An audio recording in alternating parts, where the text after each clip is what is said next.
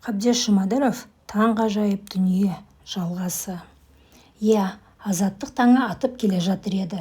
Жаңа 1991 жыл бұрынғы КСРО құрамындағы халықтар үшін бостандық, тәуелсіздік жылы болып басталды десе де болғандай.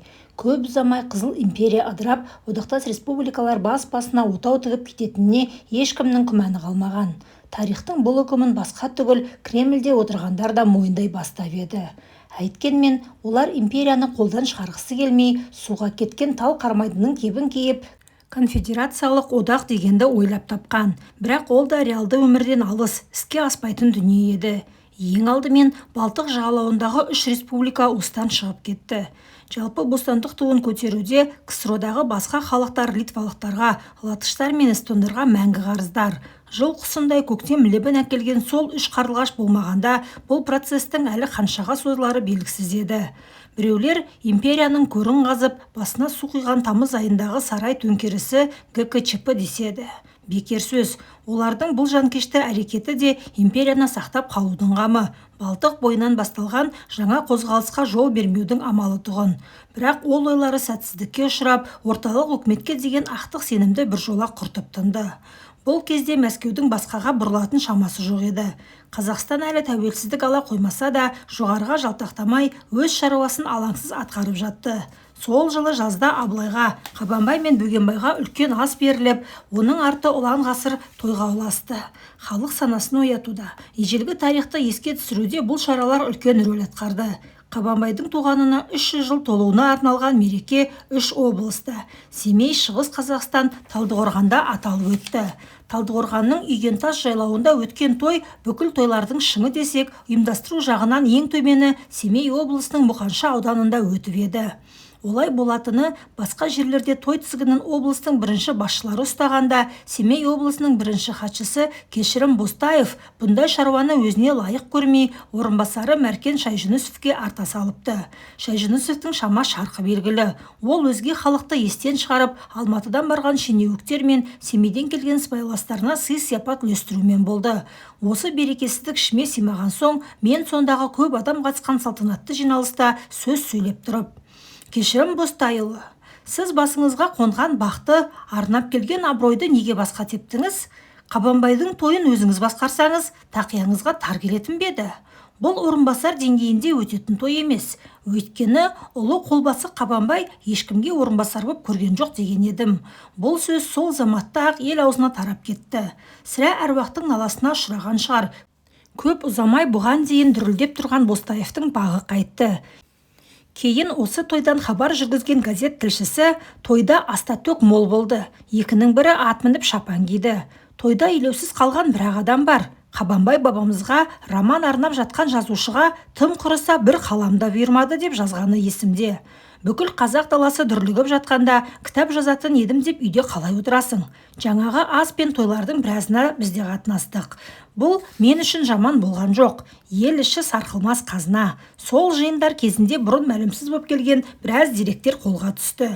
Осы тойлар өтіп болған соң, алыптар оянған жыл атты мақала жаздым. Мұнда қазақ тарихына көзқарас, батырлардың тарихтағы орны, тарихи тұлғаларға теңгермешілік жүрмейтіні жөнінде мәселелер көтерілген. Бұл кезде менің бүкіл тірлігім Қабанбайға байланысты еді. Сол жылы дүниеге келген тұңғыш немеремізді де Қабанбайдың азан шақырып қойған атымен Ерасыл деп атадық. Бұл кезде айналайын азаттық та алыстағы арман емес, көз көріп қолға ұстайтын реалды затқа айналған.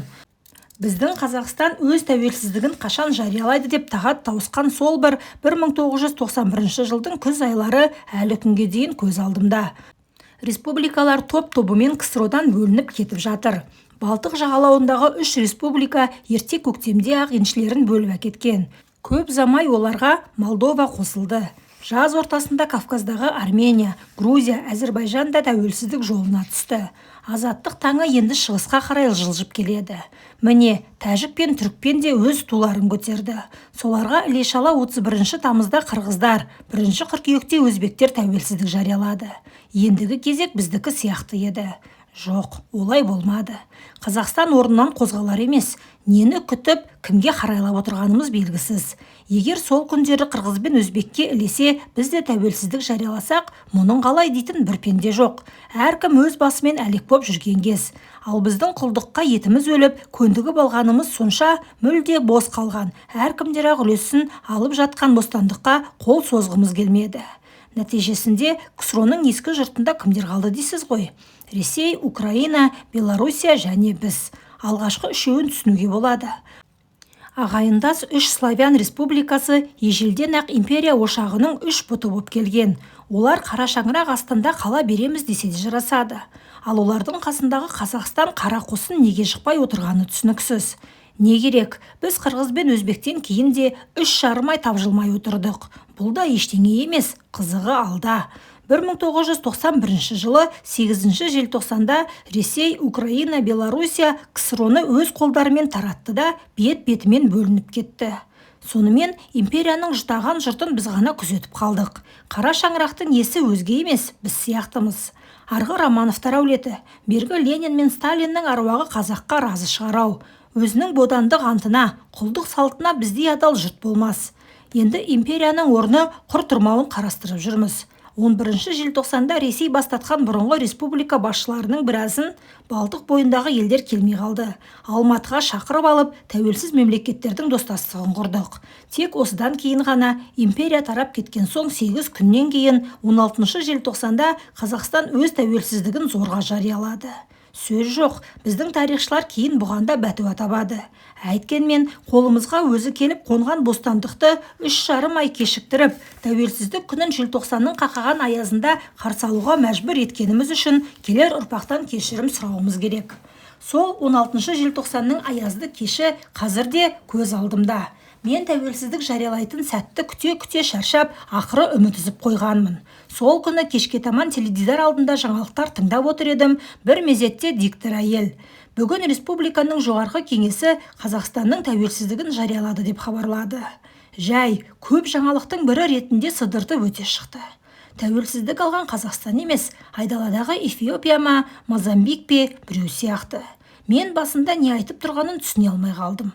Қайдағы тәуелсіздік? КСРО баяғыда тарап кеткен жоқ па? Және мұндай хабарды неге диктор айта салуы керек? Мемлекет басшылары ел жұрттың алдына шығып, неге салтанатты түрде жарияламайды?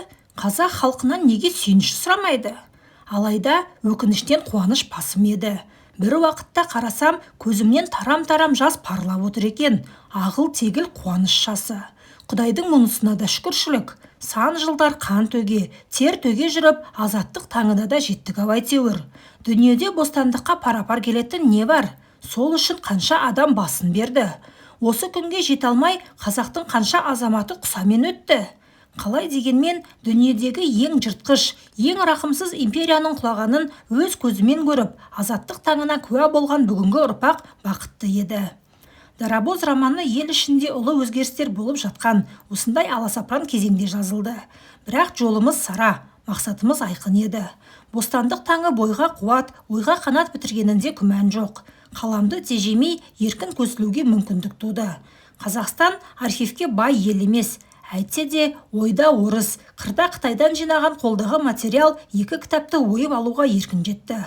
Бұлардың біразы бұрыннан бар, ғылымға белгілі дүниелер. Тек ауқымға қарай әркім әр жаққа тартып, теріс қағыс түсіндіріп келген. Сол басы аяғына келіп, төңкеріліп жатқан фактілерді орын-орнына қоюға тура келді. Тарихи деректерді саралай келгенде 18 ғасырдағы басты оқиға біреулер айтып жүргендей Қазақстанның өз еркімен Ресейге қосылуы емес, қазақ халқының жоңғарға, тағы басқа басқыншыларға қарсы жүргізген азаттық соғысы екені анықталды. Ал ғасырдың басты тұлғасы елін жерін сатып, бодандық жолын бастаған 200-ді Әбілқайыр емес, қазақ жерінің азаттығы, бүтіндігі жолында қан төккен Абылай хан мен оның төңірегіне топтасқан қолбасы батырлар деген қорытындыға келдік. Әбілқайырдың ақ патшаға хат жазып, көршінің қолтығына тығылуы ел қамын ойлаған зәруліктен емес, басындағы бағын, астындағы тағын күйттеген сатқындықтан, өзімшілдіктен туыпты. Қазақ халқы сол заманның өзінде ақ оның ісін осылай бағалаған. Асыл текті Барақ сұлтан Әбілқайырды жекпе-жекте жеңіп, басын алған кезде қазақтың 300-нен құралған 7 бидің соты Барақты ақтап жіберген екен. Осы оқиғадан кейін абыройы асқан Барақты ұлы жүз билері оңтүстікке шақырып, өздеріне хан көтермек болуы да көп нәрсені аңғартса керек. Міне, осы оқиғалар Дарабоз романында қоспасыз, боямасыз баяндалды. Роман 1990 жылы жазыла бастаған. Арадағы үзілістерді, қосымша материал іздеген күндерді қоса есептегенде 5 жылда аяқталды. Осы мерзім ішінде мен мына заманда емес, 18 ғасырда өмір сүрдім десем де болады. Ол бір рахат жылдар еді. Қиял қанатында қалықтап отырып, хан ордасынан дәм татасың. Қазақтың ұлы билерімен табақтас болып, жорықтарда қолбасы батырлармен бірге жүресің. Өз басым Дарабозға жұмсалған 5 жылды осынау сұрғылт дүниедегі ең бақытты кезім деп есептеймін. Роман аяқталып, Қайран Қабанбай дүниеден өтер тұста өзімді тоқтата алмай, ағыл-тегіл жылағаным да содан болар. Бірінші кітапты орталап қалған кезімде Жұлдыз журналымен шартқа отырып едім. Мен басқа еш жерге романнан үзінді бермеймін. Олар біткен бөлімдерді кезексіз басып отырады. Журналдың бас редакторы Мұхтар Мағауинге көп рахмет. Сол сөзінде тұрып, 1993-96 жылдар аралығында 2 кітапты да бастан аяқ жариялады. Бірінші кітап журналда Қаракерей Қабанбай деген атпен басылған. Кейін Дарабоз деген атқа тоқтадық. Оны мен ойлап шығарғам жоқ. Дарабоз Қабанбайға қазақтың баһадүр ханы Абылай қойған есім. Кезінде замандастары да солай атапты. Дарабоздың бірінші томы 1994 жылы, екінші томы 96 жылы жеке кітап болып шықты. Бір өкініштісі, дәл осы тұста баспалар қағаз тапшылығына, қымбатшылыққа ұшырап, кітапқа мардымды тираж бере алмады. Бұрын 40-50 мың таралымды азырқанатын басымыз енді 5 мыңның өзіне қанағат тұттық. Кейбір мақалаларда ат үсті аталып өткені болмаса, әдебиетші қауымда, тарихшылар да әлі күнге дейін Дарабозды талдап, кесімді пікір айтқан жоқ. Ештеңе болмағандай, тарихты жаңаша түсіндіретін 2 томдық үлкен шығарма тумағандай. Алайда оған таңданатын ештеңе жоқ. Біздің жазушылар өздері жазбаған, қолдарынан келмейтін дүниені осылай үндемей өткізіп жіберетін әдеті. Мұндайда тырнақ астынан кіріздеп, аяқтан шалуға дайын тұратындар ендігі атойлап бой көрсетсе керек еді. Сірә, солар қанша сығалағанымен романға тістері батпадау деймін. Ал тарихшыларға келсек, олар бүгінге дейін өздері айтып келген ескі сарынынан қайта алмай жүр. Жастары бірдеңе айтайын десе үлкендерінен жасқанады. Тарихшы таппаған дүниені жазушы айтты дегенді мойындауда оңай болмаса керек. Алайда замандастар үндемей қалғанымен, келер ұрпақ бұл романға әділ бағасын береріне күмәнім жоқ. Дарабоз жол бойында жатқан алып жартас секілді. Оны елемей өту мүмкін емес. Албай сүйреп тастау ешкімнің қолынан келмейді. Егер біреулер сіздің қаламыңызды қозғайтын күш не деп сұраса, мен ойланбастан шындықты айтуға құштарлық деп жауап берер едім. Менің қаламымнан туған үлкенді кішілі дүниелердің бәрі де осы принципке негізделген. Тәуелсіздіктің алғашқы 5 жылында 30-дан астам мақала жазыппын. Дарабоздың жазылуын сәл созып алған себебім арасында осындай нәрселер кіріп кетіп отырды. Бірақ соның бәрі де қажетті. Сен айтпасаң өзге ешкім айта қоймайтын заманның зәру мәселелері еді. Ол мақалалар кезінде ұлттық сананы оятуға, ел тәуелсіздігін бекемдеуге, кейбір бұрмаланып жүрген ақиқатты қалпына келтіруге қызмет еткенінде дау жоқ. Демократияны арқаланып, үкіметті сынаған, ел басшыларына ақыл айтқан кезімізде болды. Онымен ештеңе өзгеріп кетпеген шығар, бірақ айтпай тұра алмадық. Ол жағы менің өзімнің рухани тілегімді қанағаттандыру үшін қажет еді. Бір қаланың тұрғындары повесіндегі Батырхан деген кейіпкер шындықты айтуды кірден тазару, қағынып сілкіну деп атайтын. Бізде уақ-уақ қағынып сілкініп тұрдық. Келер ұрпақ кейін тарих қойнауын ақтарғанда, сол тұста жазушылардан кімдер болып еді? Олар бұл мәселеге қалай қарады екен деп іздеуі мүмкін ғой. Тым құрыса солардың қажетіне жарар деген үмітте едік. Ел азаттыққа шығып, қоғамдық құрылыс, идеология ауыспақ түгіл, дүние төңкеріліп қалса да бақайынан келмей, жатып алған жазушылар да болды. Жатып алған жоғау, басқалар тойға айналғанда, олар қойға айналып, өз ұпайларын түгендеп жүрді. Мәселен, Нұрпейісовке бәрібір еді. Кеше Компартияның сүйіктісі болса, бүгін тәуелсіз Қазақстанның құрметті ақсақалы. Кезінде Қонаевпен көгілдеседі, Колбинмен де достасып үлгерді. Қазақстан Компартиясы тарағанда орталық комитеттің бар қаржысын басып алған Анифурьев, Гукасов сияқтылар бірден бизнеске көшіп, Крам сатты корпорация құрған. Өздері тасада қалып, Тё дейтін кәрісті президент етіп қойды. Біз тарих үшін тартысып, шындық үшін шарқырап жүргенде Нұрпейісов не істеді дейсіз ғой? Ол жаңағы Тё мырзаның кеңсесінде кеңесші болып отырды. Ештеңеден ұтылған жоқ, қалтасы қалың, ұпайы түгел. Оның бұл еңбегін республика үкіметі жоғары бағалап, тәуелсіз Қазақстанның алғашқы ордендерінің бірін соның омырауына тақты. Қазақстан жазушылар одағы бюджеттен ажырап, қиын жағдайға қалғанда Нұрпейісов оған пысқырып та қараған жоқ. Төңірегіне жерлестері мен көңілдестерін топтап, өз алдына жеке пен-клуб құрып алды. Әр тараптан әдебиетке бөлінген қаржыны жол ортадан қағып алады да, бүйдей бүк түсіп жата береді. Жыл сайын сыбайластарына сыйлық таратады. Өзгесін қойшы, президент Назарбаевтың Абай қорына аударған $100 000 ақшасын пен-клуб қағып кеткенін естігенде, бұған дауа жоқ екен деген қорытындыға келдік. Білетіндердің айтуынша Нұрпейісов әдебиетшілер үйін саламын деген сылтаумен 1994 жылы мемлекеттен $500 000 ақш долларын алыпты. Анығында осы сомаға есептеп, Балқаштан 500 тонна мыс алса керек. Ол ақшаның қайда жұмсалғаны белгісіз. Конституция бойынша қоғамдық ұйымдарға бюджеттен қаржы бөлмейтін Қазақстан үкіметінің бұл қай жомарттығы екенін түсіне алмадық. Дегенмен, бұл да бір өнер. Барлық уақытта барлық патшаларға сүйікті болу өнері. Оны ғылым ретінде зерттеу керек. Қол жетпеске әуре болмай өз шаруамызға келейік. Сонымен Алаш қамын, ұлт мұратын жоқтаған тұтас бір мақалалар шоғырын жазыппыз. Олардың бәрін талдап жатпай-ақ, кейбіреуінің тақырыбын атасақ та біраз жайды аңғаруға болады. Мәселен, бодандықтан бостандыққа, алыптар оянған жыл, азат елдің әдебиеті, 3 әріп үрей ордасы, болашақты болжағандар, бір шежіренің құпиясы, қазаққа идеология қажет пе, қайраткерлер қайдан шығады, тұралап қалған тұлпарымай, тағы басқа. Бұл мақалалар кезінде Егемен Қазақстан, Халық кеңесі, Қазақ әдебиеті, ана тілі газеттерінде үзбей басылып тұрды. Бәрінің басын құраса үлкен бір том болғандай.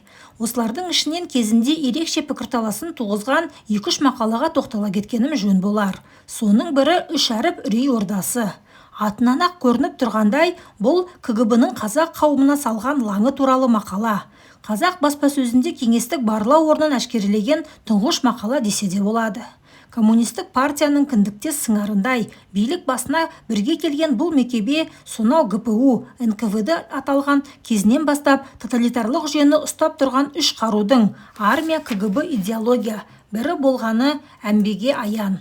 Айтылмай жазылмай келгені болмаса, КГБ-ның Қазақстандағы әрекеттері жұртшылық жақсы біледі.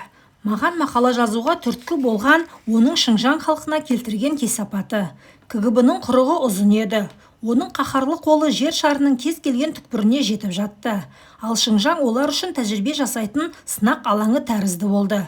1937 жылы Жаныштау, репрессия, Қазақстанды қара дауылдай жапырып өткен соң, іле-шала оның дүмпуі Шыңжаңға да жеткен. Өзін Кеңес одағының досы, Сталиннің шәкірті санайтын Шың Сы-сәй әлгі науқанды айнытпай қайталады. Бәлкім асырып та жіберген болар. Жабатын пәле жаласы да ұқсас. Халық жауы Жапонияның шпионы. Осы айыппен 10 мыңдаған адам жазықсыз жапа шекті. 1938 жылы Үрімжіге Микаянның келіп қайтуы бұл науқанды тіпті қыздыра түсті. 30 жылдар өз алдына, бергі 60-70 жылдары бұл елге жасалған арандату да оңайға түскен жоқ. Кеңес одағы мен Қытай араз болып тұрған кезде КГБ өз жансыздарын Шыңжаңға көпінің бетінде қаптатып жіберді. Сонда ол жаққа жіберген Штирлицтері кім дейсіз ғой? Күні кеше Қытайдан көшіп келген малшы-жалшы сорлылар. Аңқау Қазекем үкіметтің сенім артқанына мәз болып, бас тартпай бара берген. Ешқандай дайындықтан өтпеген ондай адамдар шекарадан аттай бере, ұзаса араға апта, не ай салып қолға түседі. Өзі ғана сорлап қоймай, жұғысқан, сөйлескен адамдарын қоса ала кетеді. Шыңжаңда сондайлардың кесірінен 10-15 жылдап түрмеге жатып шыққандар аз емес. Сол құрбандардың ең көрнектісі Шыңжаңдағы жаңа әдебиеттің іргесін қалаушылардың бірі, қазақ әдебиетінің классигі Қажығұмар Шабданұлы. Қажығұмар баяғы стиль түзету науқанынан кейін оңшыл ұлтшыл атанып, 20 жылдай тарым лагерінде отырып қайтқан. Мао өлген соң 1978 жылы қамаудан босанып Шәуешекке оралады. Айналасы 7-8 жылдың ішінде 4 томдық қылмыс романын жазады. Алайда жазушының бұл бостандығы ұзаққа барған жоқ. Ол 1986 жылдың желтоқсанында қайтадан қамауға алынды. Бұл жолғы арқалаған айыбы тіпті ауыр. Анау-мынау емес, Кеңес одағының тыңшысы. Сөйтсек, мәселе былай болған екен. Лагерден қайтқан соң қызметке тұра алмай, жазған дүниелерін бастыра алмай, қатты жүдеп жүрген жазушыға осы жақтан барған жаңағы жансыздардың бірі сайтандай сап ете қалады. Сорына қарай оған тыңшының да қайдағы бір су жұқпас суайты жолығады. Сіздің қиналып жүргеніңізді естіп, Қазақстан үкіметі мені әдейі жіберді. Шығармаларыңыз болса беріңіз, Алматыға апарып бастырамыз дейді. Сөйтіп біраз қолжазбасын көтеріп кетеді. Арада айлар өткенде жаңағы суайт тағы пайда болады. Бұл жолға әкелген хабары тіпті керемет. Анадағы қолжазбаны Алматыға апарыпты. Ондағы үлкен жазушылар ұнатып, қатты бағалап жатқан көрінеді. Алдағы жылы жеке кітап болып шықпақ. Мынау соның бір бөлім қаламақысы деп әжептәуір ақша ұсынады. Мынаны естігенде жазушының жүрегі жарыла жаздайды. Енді қалай? Қазақстан үкіметі мұның қадіріне жетіп, жәрдем қолын созып тұрса, көп жыл көз майын тауысқан шығармасын ондағылар жоғары бағалап, Алматыда басылайын деп жатса, бұдан артық не керек? Әбден үйірлесіп алған суайт оқта-текте ат басын бұрып, Қажекеңнің үйіне артық ауыз заттарын қойып кетіп жүреді. Содан не керек? Арада біраз уақыт өткенде жаңағы су жұқпас қолға түседі ғой. Сөйтсе, ол жалғыз Қажығұмар ғана емес, талайды былғап үлгерген көрінеді. Солардың қатарында Қажығұмар да 15 жылға сотталып кете барады. Бұл кезде қылмыс романының алғашқы 2 томы жұрт қолына тигенді. 3-ші кітабы баспаханада түптеліп жатқанда туралды. 4-ші томның қолжазбасы баспаның тартпасында қалды. Сонымен Шабданұлы қазір түрмеде жатыр. Жалпы қапаста отыру жағынан дүниеде оның алдына түсетін ешкім жоқ шығар. Өз басым адамзат тарихында 35 жыл өмірін түрмеде өткізген басқа жазушыны естіген емеспін. Үш әріп үрей ордасы атты мақалада міне осы мәселелер сөз болған. 1992 жылдың бас кезінде жазылған мақаланы Қазақ әдебиеті газетіне берген едім. Редактор Оралхан Бөкеев жариялаудан жасқанып 2-3 ай ұстап отырды. Сол жылы маусым айында Мәскеуде жазушылардың соңғы съезі ашылып, біразымыз сонда кеткенбіз. Біз Алматыға оралғанда мақала шығып қойған екен. Тексте көп өзгеріс жоқ, бірақ тақырыбы оңбай бөлініпті. Тақырыпқа ма деген шылауды қосып, үш әріп үрей ордасыма деп басыпты. Өздерінше жұқартқан түрлері. Кейде айтар ойды сөз сөйлем емес, бір жалғаудың өзі бұзады екен ғой. Ертеңінде Қазақ әдебиеті газетіне қарай бет алдым.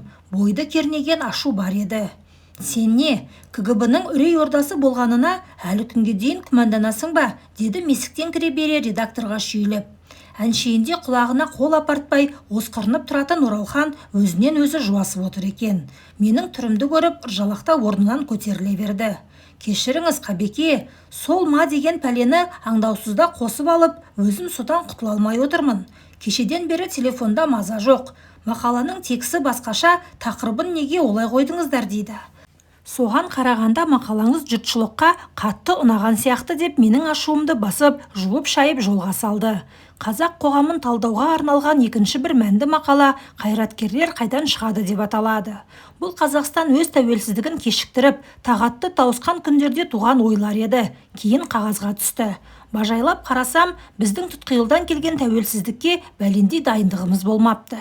Өз бостандығын ұзақ жылдық саяси күреспен, қантөгіспен алған елдерде жағдай басқаша. Мәселен, Үндістан халқы Ұлыбритания бодандығынан босағанда, олар қай жолмен жүреміз, кімнің етегінен ұстаймыз деп бас қатырған жоқ. Өйткені бұл елде тәуелсіздік идеологиясы әлдеқашан жасалып, жарты ғұмырын қамауда, қуғын сүргінде өткізген Махатма Ганди, Джавахарлал Неру сынды ұлт көсемдері сайланып дайын тұр еді. Оңтүстік Африка Республикасының қарадан шыққан көсемі Мандела 20 жыл түрмеде отырып ақ расизмге қарсы күреске басшылық етті. Сондықтан ол бостандыққа шыға салысымен бірден президент тағына қадам басқанда оған ешкім таңданған жоқ. Досы да, дұшпаны да мойындады. Палестинаның қажымас қайраткері Ясир Арафат та солай. Оның қайда жүрсе де басынан тастамайтын шұбарала жамылғысы Палестинаның туы тәрізді әсер қалдырады. Ал біздің Қазақстан секілді бұрынғы кеңестік республикалардың жағдайы бұған ұқсамайтын еді. Мызғымастай көрінген Қызыл империя аяқ астынан жалп етіп құлап түскенде бұл қайдан жатқан батпан құйрық деп бостандықтың өзіне үрке қарағанымыз рас. Оның себебін жаңағы айтқан саяси дайындықтың жоқтығынан, бірден тізгінді қолына алып көш бастай жөнелетін қайраткердің аздығынан іздеуіміз керек. Амал не? Тарих желі терісінен соғып жөргекте тұншықтырғаны болмаса, бұл қазақтың азаттық үшін алысқан, бостандық үшін жұлқысқан кездері де болған. Ақ патша тақтан тайып, азаттық таңы қылаң берген, алаш азаматтары атқа қонған жылдар міне сондай кезең еді. Шіркін, сол тұстағы зиялы азаматтар қандай?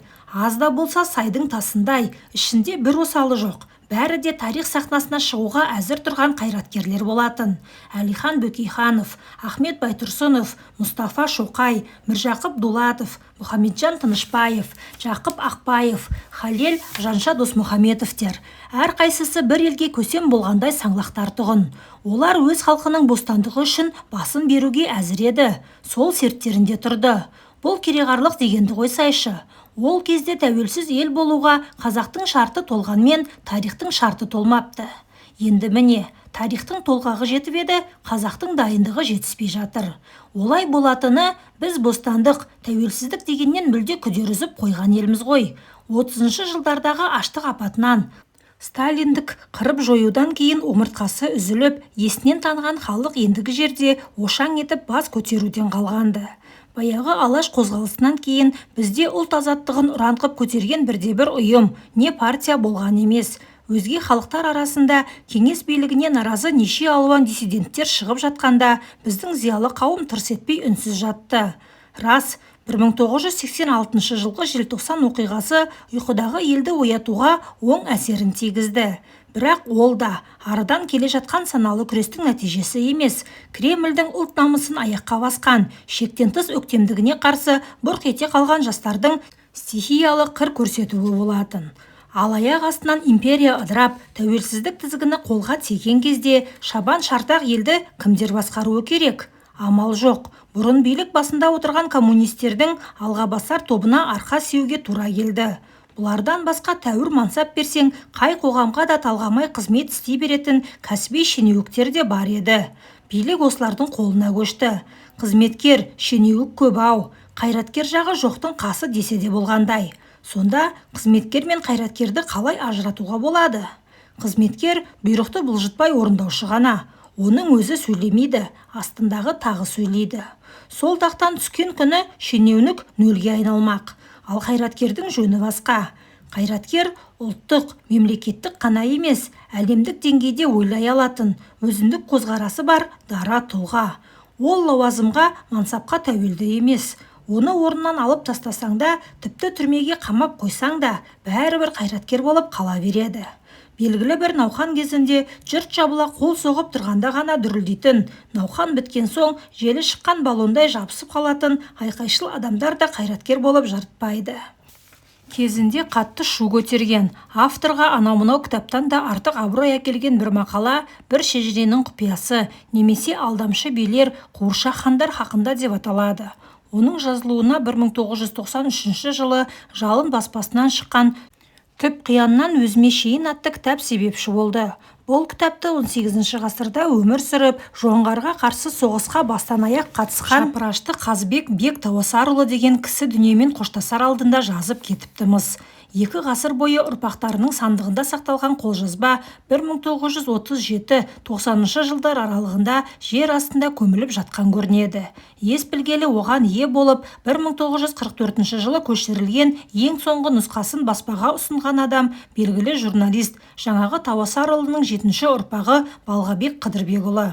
Шығармаға алғы сөз жазған Жалын баспасының директоры, әрі кітаптың жауапты шығарушысы Бексұлтан Нұржекеев жұртшылықтан былай деп сүйінші сұрайды.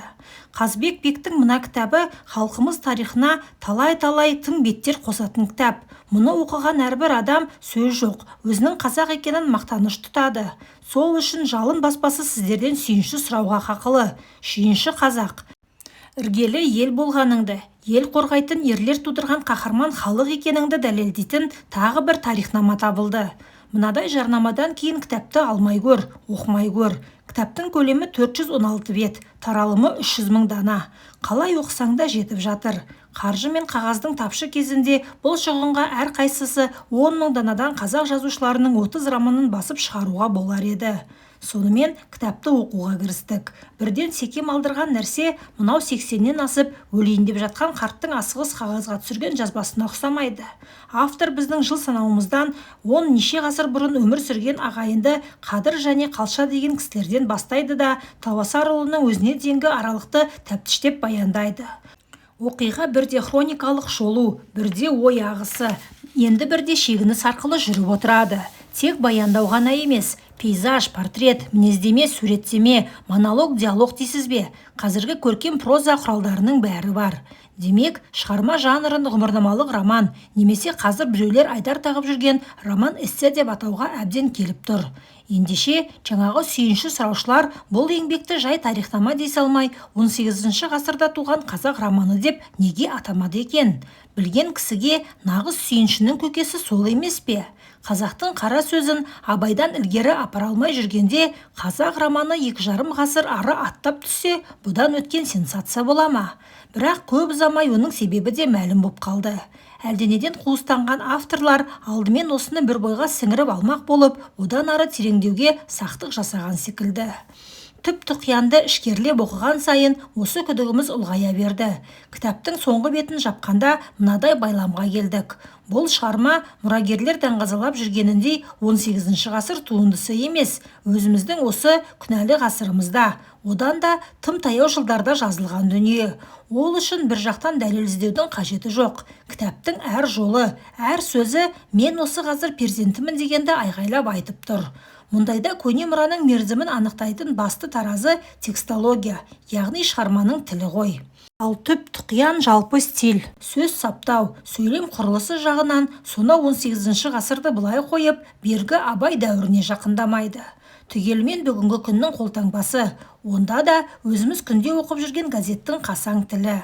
Рас, автор анда-санда көне заманға тән бояу қосқан болады. Бірақ онысы араб, парсы, түркі араласқан 40-50 сөзден аспайды.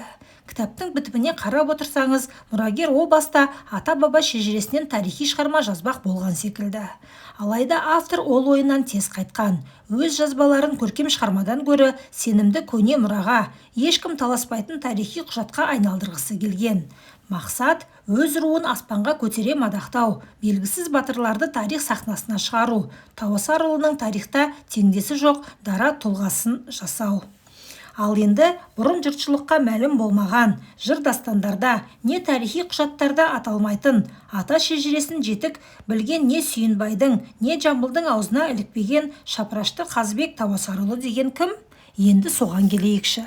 Кітаптың айтуынша Қазбек Бек 1692 жылы туған. Әкесі Тауасар би 16 жасында Бұхараға оқуға жібереді. Бірақ ол бұл оқуға қанағаттанбай 10 жасында дүниені шарлап кетеді. Бұл жолы аралаған, оқып білім алған қалаларын санап таусудың өзі қиын. Бұқара, Самарқанд, Кабул, Ғират, Басра, Тегеран, Исфахан, Бағдат, Шам, Анкара, Стамбул, Рим. Осы қалалардың әр қайсысында айлап жылдап тұрады, кітапханаларды ақтарады. Исфаханда 3 жыл, Бағдатта 2 жыл оқиды. Осында Әл-Фараби еңбектермен танысып, ұлы ғалыммен пікір таластырады. Ең соңында Римде 2 жыл оқып, архитектура мен музыкадан мұғалім жалдап білім алады. Италия операларына талдау жасайды. Ғайсадан да бұрын өткен Майқы бабасының әндерін нотаға түсіреді. Қайтар жолда Мадрид пен Парижде саяхаттап, не деген таусылмайтын ақша. Жол жөнекей Ресейде 1 жылдай аялдап, 1709 жылы елге оралады. Сонда дүниенің ілімін тауысқан Жиһангез неше жаста дейсіз ғой? Небәрі 17-де. бейне ертегі тәрізді. 7 қат жер астына түсіп қайтатын ертөстік те мұндай болмас. Тауасарұлының бұдан былайғы әңгімесі де барон Мюнхгаузеннің хикаяларын еске салады. Қазақ даласында хат танитын жалғыз ғұлама Әсәуке ханның өзін алымсынбайды. Ол мені патшалыққа алғысы келетінін айтты. Мен келісім бере алмадым дейді автор. 213 бет. 1718 жылы Қайып хан Тауасарұлын Ойрат ордасына елшілікке жібереді. Ол сонда 4-5 жыл тұрып қалады. Автор ол кездегі елшіні қазіргі елшілікке ұқсататын болса керек. Күні ертең қазақ даласын қанға бояғалы тұрған Сыбан Рабдан ол елге аттанарда баламдай боп кетіп едің деп қимай қоштасады. Енді жаңағы оқымысты аяқ астынан батыр болып шығады. Ақтабан шұбырынды кезінде қол бастайды.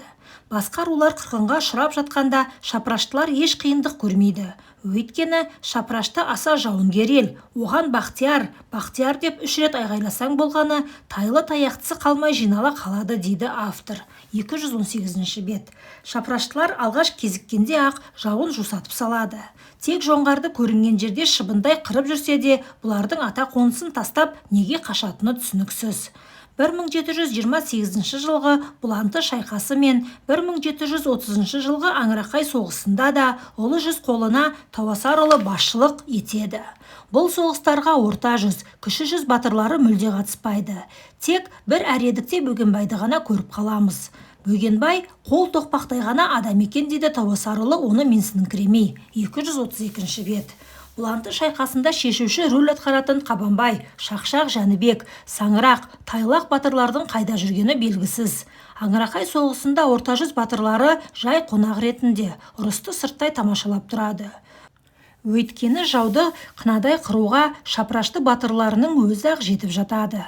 Аңырақайда Олжабай батыр жекпе-жекке сұранғанда Төле би мен Тауасарұлы оны жібермей шапыраштының 40-шы ұрпағы қандай дәлдік бөлек батырды шығарады.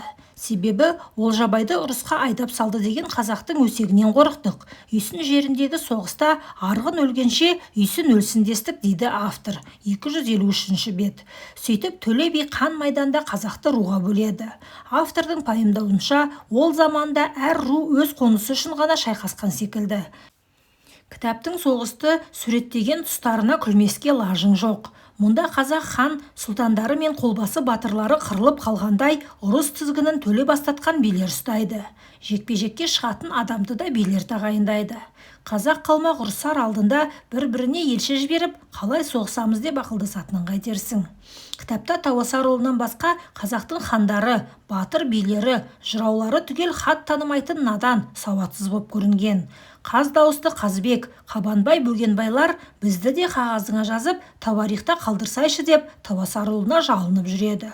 Бұқар жырау жазып берген өлеңге ие бола алмай жүретін бір жаңғалақ сорлы.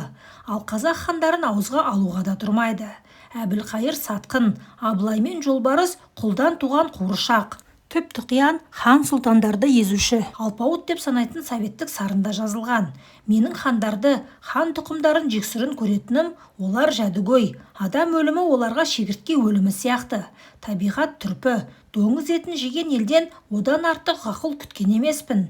Төле би мен Қазбек те осы қылығына бола хан тұқымын ұнатпады. Сондықтан Абылайды да, Жолбарысты да екеуі қолдан жасап, оларға өктемдігін жүргізді дейді автор. 27 бет. Хандарды қолдан жасағаны қалай деп басында түсінбей қаласыз. Сөйтсек, Төле би мен қаз дауысты Қазбек төре тұқымына қандары қас болғандықтан қарадан хан шығару мақсатында Жолбарыс пен Абылайды туа сала ұрлатып алып, баласы жоқ төрелердің бауырына салыпты.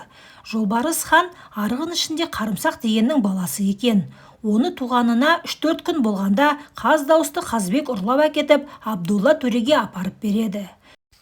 Кейін Жолбарысты ұлы жүзге сіңіреді де Төле би өз қолымен хан көтереді. 298 бет. Арада 20 жылдай уақыт өткенде екі би бала ұрлығына қайта кіріседі. Бұл жолғы кезек Төле бидікі. Ол Жаныс Қарабайдың Аршын деген күңінен туған нәрестені ұрлап алады да баласы жоқ Уәли сұлтанға табыс етеді. Басында Әбілмансұр Сабалақ атанып, кейін Абылайға айналған бала осы екен. Бәрі де оп-оңай, үйректің жұмыртқасын тауыққа бастырғандай бірдеңе. Апырай, құл мен күңнен туған сол балалардың болашақта ақылды, ержүрек, батыр боп шығатынын екі би қалай білді екен? Балалар төре тәрбиесін көріп, бұзылып кетеді деп ойламағаны ма? Сөйтсек, бұларға нағыз хан емес, қолмен ойнататын қуыршақ керек болыпты. Кейін Тауасарұлы бұл жайында Жетім жолбарыс және Қарадан шыққан хан Абылай деген кітаптар жазады. Қазақ ордасында өзінен басқа хат танитын кісі жоқ. Ол кітапты кімге арнап жазғаны белгісіз. Бірақ Абылай мен өлгенше кітабыңды таратпа деп Тауасарұлына жалынумен өтеді. Сонда не болып шықты дейсіз ғой? Мына кітап бойынша Төле би мен Қаздауысты Қазбек біз табынып жүргендей әділдігімен 300-ге үлгі болған, аса бір қасиетті кісілер емес, ата жолын аяққа басқан, өздерінің пірі әз тәукедей ханға опасыздық жасаған, ханды да, халықты да алдап тақырға отырғызып кеткен көз бояушы біреулер. Ал Абылай түбінің шикілігін біле тұра хан нәсілімін деп таққа отырған, ар-ұяттан жұрдай алаяқ жанкештінің нағыз өзі. Сонымен хандарымыз қуыршақ, билеріміз алдамшы, батырларымыз надан болғанда қазақта медеу тұтар біреу қалды ма? Бір ғана адам бар екен. Ол Қазбек бек Тауасарұлы. Кітапты құрастырған мұрагерлердің басты мақсаты да осы болса керек. Түп тұқиянды оқып отырғанда жер жүзіндегі қарайған халықтың бәрі ұлы жүзден, қала берді шапыраштыдан шыққандай әсер аласыз. Мәселен, біздің заманымыздан көп бұрын Орта Азияны жайлап, кейін Иранға ауып кеткен Бактрия жұрты бар емес пе? Олар шапырашты ұран болған Бахтияр бабаның ұрпағы екен. Осман түріктері ауып барған қаңлылар. Шыңжаңдағы Абақ керейлер шапыраштың жаугершілікте жоғалып кеткен Абақ деген баласынан, қырғыздың 4/1 құрайтын Саяқтар, Саяқ дейтін баласынан тарапты. Қазіргі Ыстықкөл шапыраштының Ыстық деген баласының қонысы екен. Енесейден жаңағы Саяқтар келіп қалған соң амалсыз орын беріпті. Қазақ пен қырғызды қойшы, олар өзіміз ғой. Моңғол ойраттың іскетатыр хандарының бәрі ұлы жүзден шығыпты. Шыңғыс хан Жалайыр, оның ұлы Жошы шапырашты. Естеріңізде бар ма? Жошының шешесі Бөрте бәйбіше Меркіттен жүкті болып қайтпайтын беді. Меркіт Абақ керейдің бір бұтағы болса, Жошы шапырашты болмай қайтеді. Тек Тауасарұлының өз бауырларын танымай, Жошыдан тараған қазақтың хан сұлтандарына неге өшігетіні түсініксіз. Шыңғыс хан мен Жошы авторға ілгерден барып қосылса, жоңғардың соңғы ханы Әмірсана Тауасарұлының немере інісі екен. Өйткені Сыбан Рабданның Қытай әйелі Тауасар бидің інісі Төлекеймен ойнап қойыпты. Әмірсана содан туыпты. 115 бет. Әмірсана Сыбан Рабданның баласы емес, қызынан туған жиені екенін Қадырбекұлы ойлап та жатпайды. Автордың айтуынша, қазақта балалары шетінен батыр боп туатын бір ғана жауынгер ру бар. Олар шапыраштылар. Сондықтан өзге рулар шапыраштыдан тұқым алуға тырысады. Бермесе ұрлап әкетеді. Мәселен, арғындар шапыраштының 5 жасар Айқым деген баласын ұрлап әкетіп, қайтсын байғұстар, батырдың зары әбден өткен ғой. Қуып барған иелері арқасындағы қалың көрсетіп, зорға қайтарып алады. Жә, осы да жетер. Мұндай күлкілі жайларды тізе берсек, кітапты түгел көшіріп шығуға тура келеді. Әдетте, әлдекім біреудің еңбегіне жиендік жасап, иемденіп кетсе, оны плагиат, әдеби ұрлық дейтінбіз. Ал мынаны не деп айтуға болады? Біздіңше, бұл ұрлықтан да сорақы. Өзіңнің өтпей жүрген идеяларыңды осылай болсашы деген ішкі қиялыңды бұдан 2 ғасыр бұрын өткен аруаққа телу, қолдан көне мұра жасап, тарихи құжатқа айналдыру қылмыстың ең ауыры. Түп тұқияның рушылдық отына май құйғаны сонша, оны тарихи шындықтың қайнары ретінде дабырайтып, сілтеме жасайтындар көбейіп кетті. Егемен Қазақстан, Жас Алаш, Жетісу газеттерінен Тауасарұлы түспейді. Кітапты енді жедел түрде орысшаға аудартып жатқан көрінеді. Тағы бір жағымпаздар деректі фильм жасауға кіріскен. Алматы, Жамбыл облысының мектептерінде түп тұқиян тарих қулығы ретінде қолданыла бастаған. Дүниеде өтіріктен жұқпалы не бар? Рушылдық дерті күн өткен сайын адамдар санасын улап, өрттей өршіп бара жатты. Ал енді осы өтіріктің жолын қалай кесуге болады? Қиянат қылмысқа тыйым салып, ақ қараны айыратын көкте Құдай, жерде өкімет бар ма? Үйде шыдап жата алмай, ең алдымен жазушылар одағына бардым. Ау, сендер түп тұқиян деген кітапты оқыдыңдар ма? Оқыпты. Жағаларын ұстап түңіліп отыр екен. Бәрі бір ауыздан шу ете қалды. Сұмдық, масқара, бәрі қолдан құрастырылған, тарихқа, ұлы аруақтарға жасалған қиянат деген сөздер ұшқынатады. Ендеше осы кітапты талқылап, ненің шын, ненің жалған екенін айырмаймыз ба? Бұған келгенде одақ басшылары күмілжіп, мұзға айдаған түйедей тайғанақтай берді. Бұл енді таза әдебиет емес, тарих қой. Алдымен академиядағы тарихшы ғалымдар өз кесімдерін айтсын, солармен сөйлесіп көріңізші дейді. Сол үшін мен ғана сабылуым керек. Өздерінің бұған еш қатысы жоқ сияқты. Не де болса, тіл жағын айырайықшы деген оймен келесі күні академияның тарих институтына барып, академик Манаш Қозыбаевпен жолықтым. Бұл кісі де кітапты оқыпты. Ғылымға жат сорақылық ішіне сыймай қатты ызаланып отыр екен. Маған біраз мұңын шақты. Сұмдық қой, бұл дүние не боп барады? Көне мұра деп, шежіреде бәркім өз руын, өз ата-бабасын мақтап кітап шығаратын болды. Оларды ғалымдардың сарабынан өткізу деген жоқ. Мына түпті қиянда соның бірі дейді. Әркім өз ата-бабасын мақтап қана қойса жақсы ғой. Мына кітапта тарихи тұлғаларға жала жауып, ұлы аруақтарды қорлап отырған жоқ па? Көне мұра деген атты жамылған, жасанды жалған кітап екені тағы бар. Енді осыны аяқсыз қалдырмай, тарихшылар мен жазушылар бірлесіп талқыламаймыз ба? Қолдарыңыз тимей жатса, баяндамашының бірі мен-ақ болайын, дедім Қозыбаевқа қолқа салып. Ол жеке бұл кітап емес, алдағы уақытта осындай шежірелер жайында ғылыми маслихат өткізсек деген ойымыз бар. Ондай маслихат әлі күнге дейін өткен жоқ. Сол кезде біраз мәселенің басы ашылады деп шығарып салды. Енді не істеу керек? Мен қарап жүрмей өзіме жұмыс тауып алдым. Құрысын, сол кітапты оқымауым керек екен. Ақыры жазуыма бөгет болды. Дарабоздың бірінші кітабын баспаға тапсырып, енді екіншісін жазып жатқан кезім еді. Жұмыс тоқтап қалды. Жатсам тұрсам ойымнан түпті қиян шықпайды. Енді қалай? Сенің еліңде, сенің тұратын қалада бассыздыққа көрінеу жол беріліп, шындыққа қиянат жасалып жатқанда қалай уайымсыз ұйықтауға, алаңсыз ас ішуге болады? Көп ұзамай бұл жұрттың ол кітапқа бата алмай, неге тайсақтай беретінін де ұғынғандай болдым. Мына қызықты қараңыз. Сөйтсем, президент Нұрсұлтан Назарбаев шапырашты руынан екен ғой. Кітапты 300 мың шығартқан да президенттің өзі көрінеді. Түпті қиянға бірдеңе айтсақ, елбасының көңіліне келеме деп жасқанады екен. Кітапты шығарушылар да дәл осы жағдайды қалқан қып ұстағаны көрініп тұр. Нұрекең отырғанда бізге ешкімнің тісі батпас деп ойласа керек. Алайда олардың қателігінің өзі осында жатыр еді. Қазақ президентін бір ғана руға телудің өзі әбестік қой. Жай әбестік емес, президентті қорлау. Президентті менің руласым, туысым деп иемденуге ешкімнің де қақысы жоқ. Осы ойға нық бекіндім де түпті қиян туралы мақала жазуға отырдым.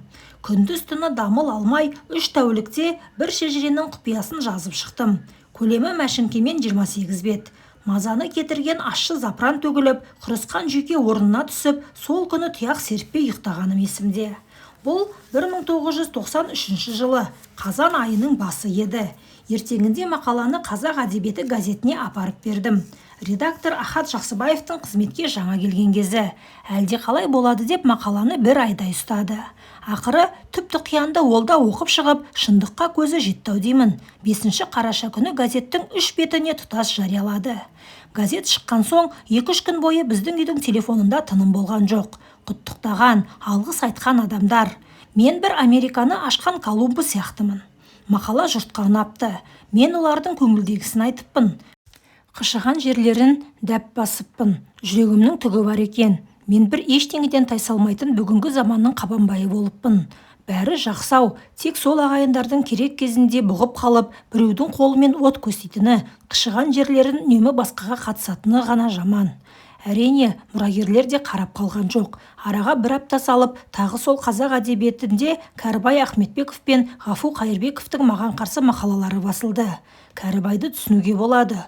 Ол осы ұрлық кітапты шығарысқан адам. Жалын баспасындағы Нұржекеевтің орынбасары.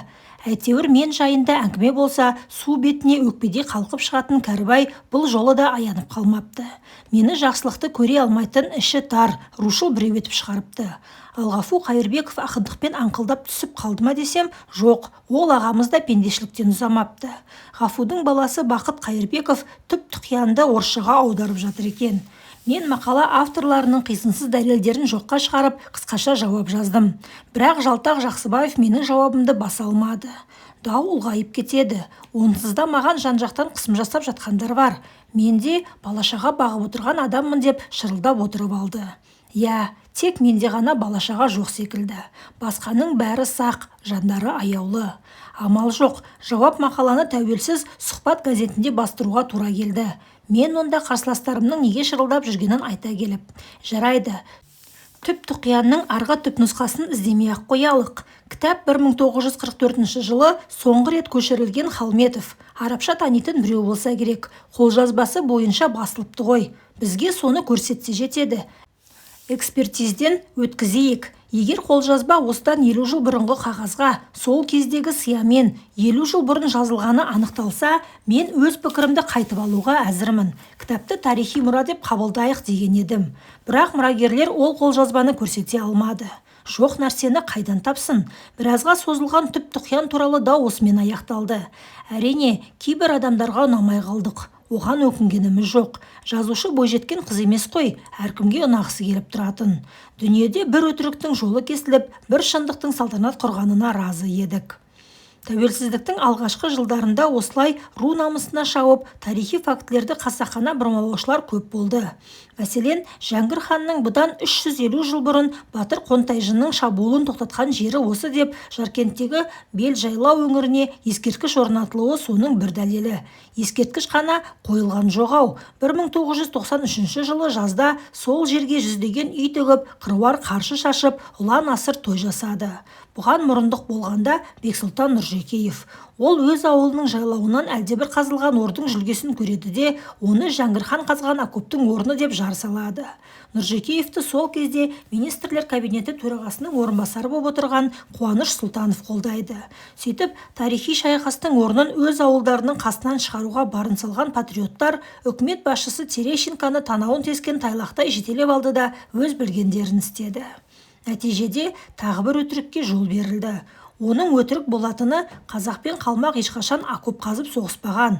Ал Орбұлақ маңынан әлде бір қазылған жердің ізі табылса, ол ертеде аң аулайтын, құлан қамап ұстайтын аранның орны болуы мүмкін. Орбұлаққа бізді шақырған жоқ. Әйтсе де, кейін сол маңды мен де барып көрдім. Бұл тіпті окоп қазып қорғанатын жер емес. Атты әскер Бел-жайлаудың кез келген қырқасын асып жүре беруіне болады. Оны айтпағанда соңына 50 мың әскер ерткен Қонтайжының Бел-жайлауда несі бар?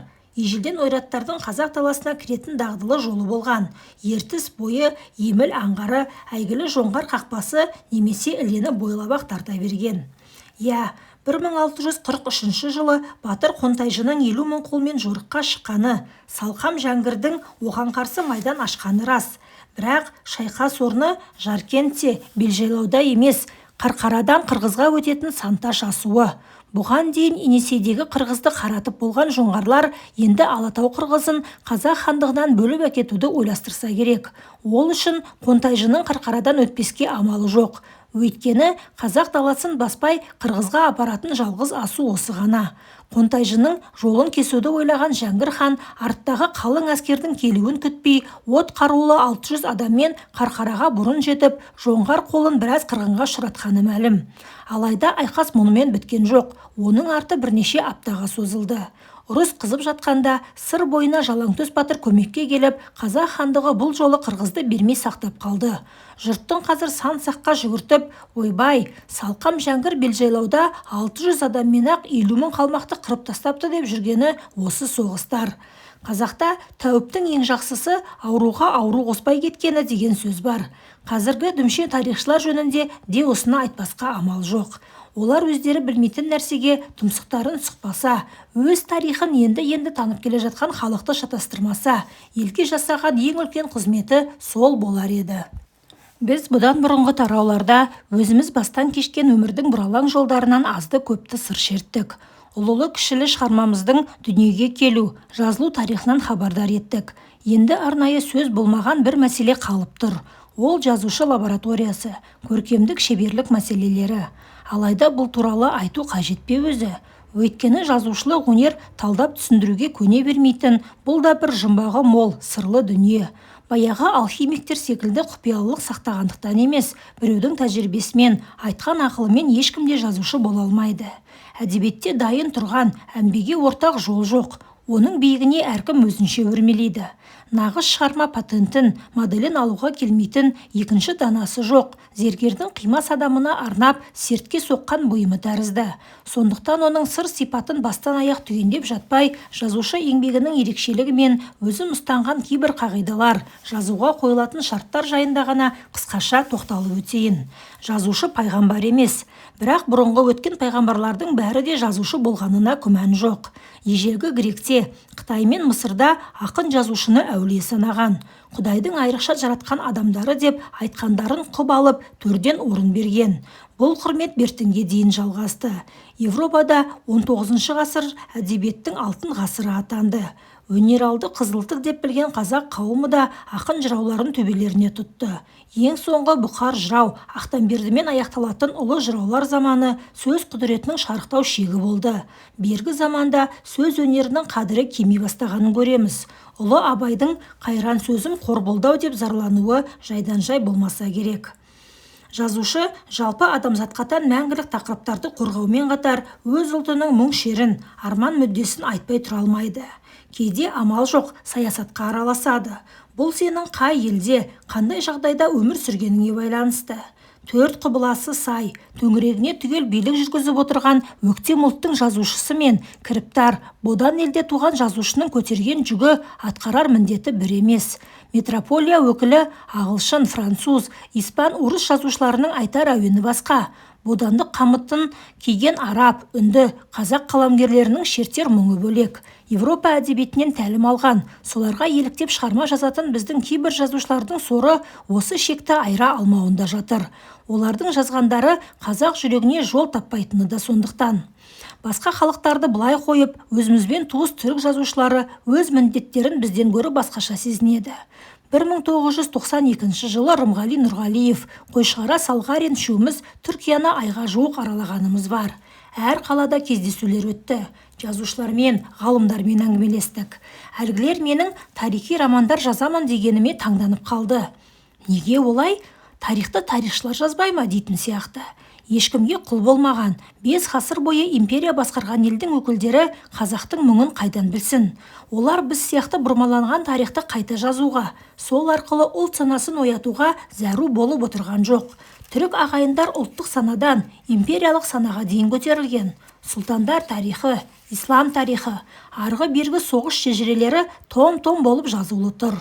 Шіркін, солар сияқты ұлттық тарихымыз қаттаулы дайын тұрса, тарихшылардың егініне түсіп, тарихи роман жазып неміз бар. Бізде тарихшылар саясаттың сойылын соғып кетті де, олардың міндетін амал жоқ жазушылар атқарып жүр. Демек, бодан елдің жазушысы арқалаған жүк басқа жұрттың жазушыларынан әлде қайда ауыр деген сөз.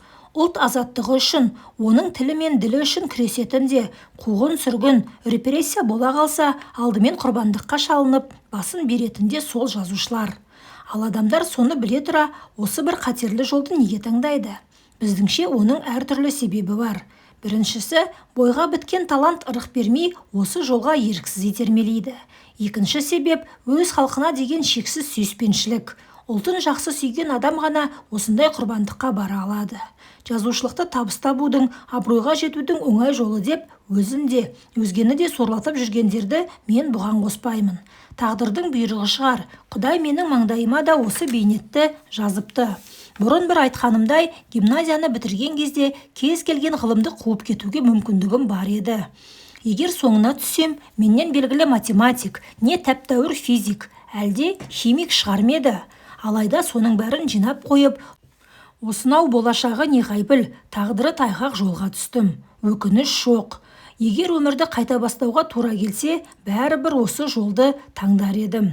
Жазушы деген ат ортақ болғанымен, олардың ұстанған жолы, бағыт-бағдары бір емес. Біздің бертінге дейін қазақ совет әдебиеті деп дабырайтып келгеніміз кәдімгі бодан елдің әдебиеті болатын. Ал бодан елдің әдебиеті қашанда екі бағытта дамитыны белгілі. Қаламгерлердің басым көпшілігі ағыспен жүзіп, отаршылдық саясаттың насихатшысына айналса, саналы жазушылар ғана реалистік, халықтық бағытты ұстап қалады. Алаш қайраткерлерінің көзі құртылған соң қазақ әдебиетінде халықтық бағытты құлатпай сақтап қалған Майлин, Жансүгіров, Әуезов, Мүсірепов сынды таланттар болса, аз үзілістен кейін олардың ісін Ілияс Есенберлин жалғастырды. Әдебиетке 60-шы жылдары келген талантты жастар бұл мектепті одан ары дамытты. Ал бір емес, екі бірдей империяның теперіш қыспағын көрген мен қай жолға түсуім керек еді?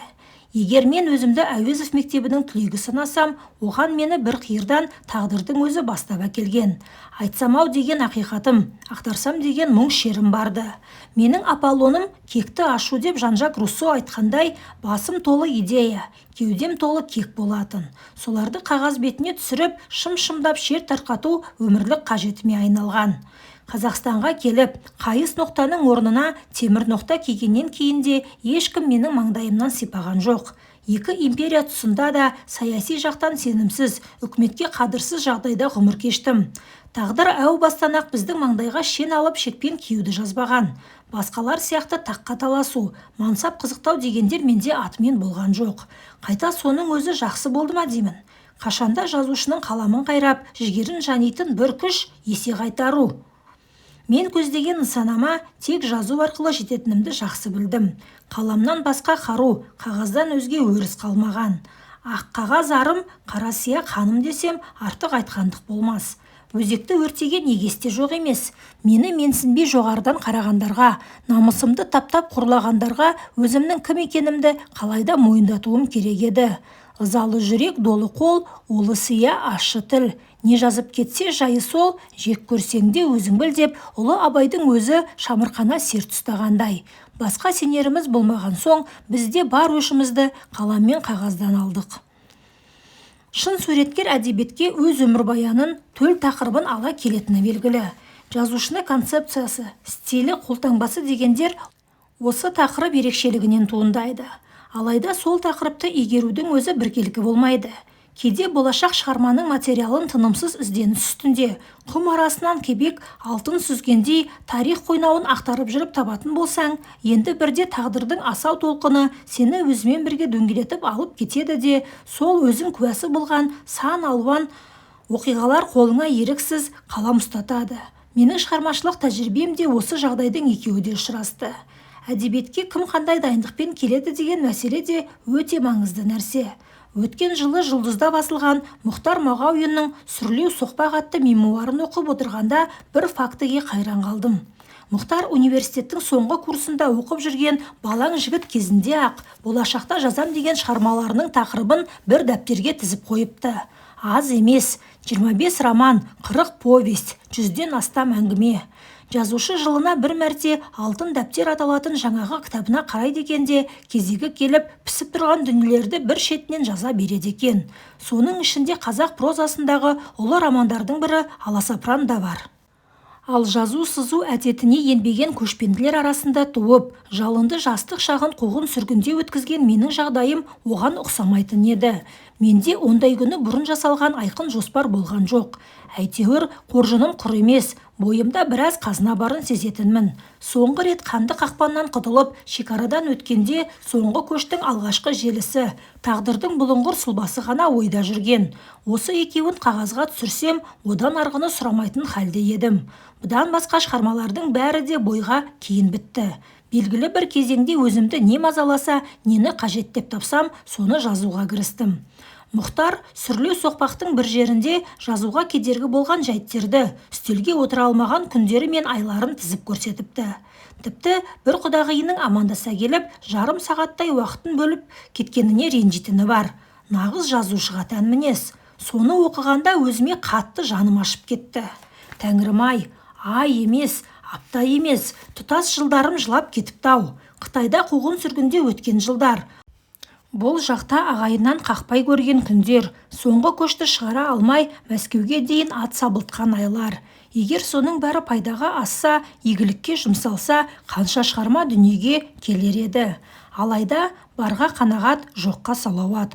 Осының өзіне шүкірлік етеміз. Жайылған тордан, қанды қақпаннан құтыла алмай, көктей орылып кетсем қайтер еді. Құдай қолдап аруақ жебеген шығар. Мынадай жасқа жетіп, ойға алған біраз дүниелерді қағаз бетіне түсіріппін. Бүгінге дейін жазғаным 8 роман, 5 повесть, ондаған әңгіме, көптеген мақала. Мақала очерктерді қоспағанда 15 томдай таза проза жазыппын. Бұл аз ба, көп пе? Біраз жылдары шығынға ұшыраған етек басты қазақ қаламгері үшін аз шаруа емес. Сонан соң көңілге медеу тұтар тағы бір жай бар. Азаттықтан кейін бұрынғы кеңес жазушыларының көбі банкротқа ұшырап, жазған шығармалары ұрпақ кәдесіне жарамай қалды ғой. Шүкір, біз ондай апаттан аман екенбіз. Кітаптарымның ішінде мынаны неге жаздым деп өкінетіні, бетке шіркеу болатыны жоқ екен. Бостандық бақырларға тілегенмін деп Пушкин айтқандай, бәрі де халықпен мұңдас, азаттықпен сырлас. Рас, тәжірибесіз жас кезіңде жазылған кейбір шығармаңды есейгенде оқып қарасаң, артық кем жерлерін табуың да мүмкін. Бірақ ол сонысымен әсерлі, табиғи. Бір жазушылардың басылған, жария болған кітабын қайта жазатыны, повесіне жаңа тараулар қосып, романға айналдыратыны маған мүлде түсініксіз. Ондай тәжірибеге ешқашан барған емеспін. Мысалы, 1968 жылы жазылған Көкейкесті романы кейін бірнеше рет қайта басылды. Бірақ соған қол тигізбедім. Менің өсу жолымды білдіретін сол алғашқы қалпын сақтағанды жөн көрдім. Соңғы көште солай. Бұл романның жазылғанына да ширек ғасырдан астам уақыт өтті. Содан бері Кеңес одағы мен Қытайда толып жатқан өзгерістер болды. Кеше араз мемлекеттер, бүгін тату. Кешегі бодан Қазақстан бүгін тәуелсіз елге айналды. Соңғы күш сәл ескірсе, түзетулер тілесе керек еді. Жоқ, олай емес екен. Өмірі қайта басылмаған сол шығарманы өткен жылы баспаға әзірлеу үстінде мұқият қарап шықтым. Ырзалықпен атап өтетін бір нәрсе, бұл кітаптарға да қол тигізе алмадым. Саяси ағымдар, мемлекеттер өзгеріп жатса да, романдағы өмір, тарихи шындық сол күйі қалған екен. Сол алғашқы қалам тартқан кезімізде ақ әдептен озбаппыз. Шындыққа қиянат жазап, артық бояу жақпаған екенбіз. Шығарманы қаламмен жазамын. Көп жылдан бері сия сорғызатын алтын ұшты Қытай қаламын пайдаланып келдім. Қалам жорғалап, сия бөгетсіз сорғалап тұруы керек. Естуімше, бірден мәшіңкіге отыратын жазушылар да бар деседі. Бірақ ондай машық маған сіңбеген. Шығарманың әрбір сөйлемін қаламмен түсірмесем, сарала сүріні қасықпен жегендей бір түрлі қоңылтақсып тұрам. Кез келген шығарма 2 рет көшіріледі. Кейбір тараулар, беттер 3-ші мәрте өңделуі де мүмкін. Алғаш жазу үстінде ойға оралған дүниені ірікпей толық түсіріп отырам. Бұл өте мәнді нәрсе. Өйткені ол Құдайдың құлаққа сыбырлап аян бергені тәрізді. Осы алғашқы отырыста сен ұланғайыр өмірден, кеңістік пен уақыттан өз шығармаңды ойып алғандай күй кешесің. Болашақ кітаптың шекарасы тартылады, сұлбасы айқындалады. Кейіпкерлерге жан бітіп өздігінен тіршілік ете бастайды. Екінші рет көшіру қаңқасы көтерілген ғимараттың жылу жүйесін, есік терезесін орнату, сылап сипау, әшекейлеу тәрізді. Алғашқы сатыда сіз тас қалаушы болсаңыз, енді іші сыртын ақтайтын, өрнектейтін суретшіге айналасыз. Олпы-солпы, кедір-бұдырлар тегістеліп, оқиғалар өз ыңғайымен бір желге көгенделеді. Тараулар, көріністер орын алмастыруда ғажап емес. Көркем прозаның құлақ күйі, ішкі ырғағы қалыпқа түсіп, сөз сөйлем сүзгіден өтеді. Алайда қайта көшіру барысында алғашқы текстпен қатты санасып отыру керек. Жалпы интуиция алдамайды. Менің талай рет көзім жетті. Кейде тарихи шығарма жазу барысында әлдебір нақты дерек дер кезінде қолыңа түспейтіні бар. Оны індетіп отыруға уақыт болмайды да, соңынан анықтармын деп болжамға жол бересің. Дарабозды жазу үстінде бұл жағдай бірнеше рет ұшырасты. Мәселен, 1751 жылы Барақ Сұлтанды біреулер у беріп өлтірген. Бірақ кім өлтіргені жайында қолымда нақты дерек жоқ еді. Жоңғардың жансызы ма, әлде әкесі Әбілқайырдың кегін қуған Ералы Сұлтаннан келген іс пе, белгісіз тұғын. Қайсысынан келсе де, маған бұл қастандық еш күдік тудырмайтын дін басылардың қолымен істелген секілді көріне берді. Осылай жаздым да. Артынан тексеріп көрсем, шынында да солай боп шықты. Әрине, Барақтың өліміне Ералының да, оның ауыз жаласқан жоңғар ханы Лама Доржидың да қатысы бар. Бірақ арадан ойластырылған қастандық Қарнақ қаласының имамы Камалиддин қожаның қолымен жүзеге асқан. Наурыз мерекесінде барақты қонаққа шақырып көжеге у қосып беріпті. Тағы бір мысал, жасы ұлғайған Қабанбай батыр қырғыз жорығынан оралған соң ауыр дертке шалдығады.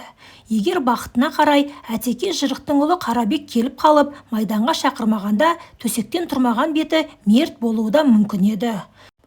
Сонда Қабанбайдай алыпты меңдеткен дерттің аты не?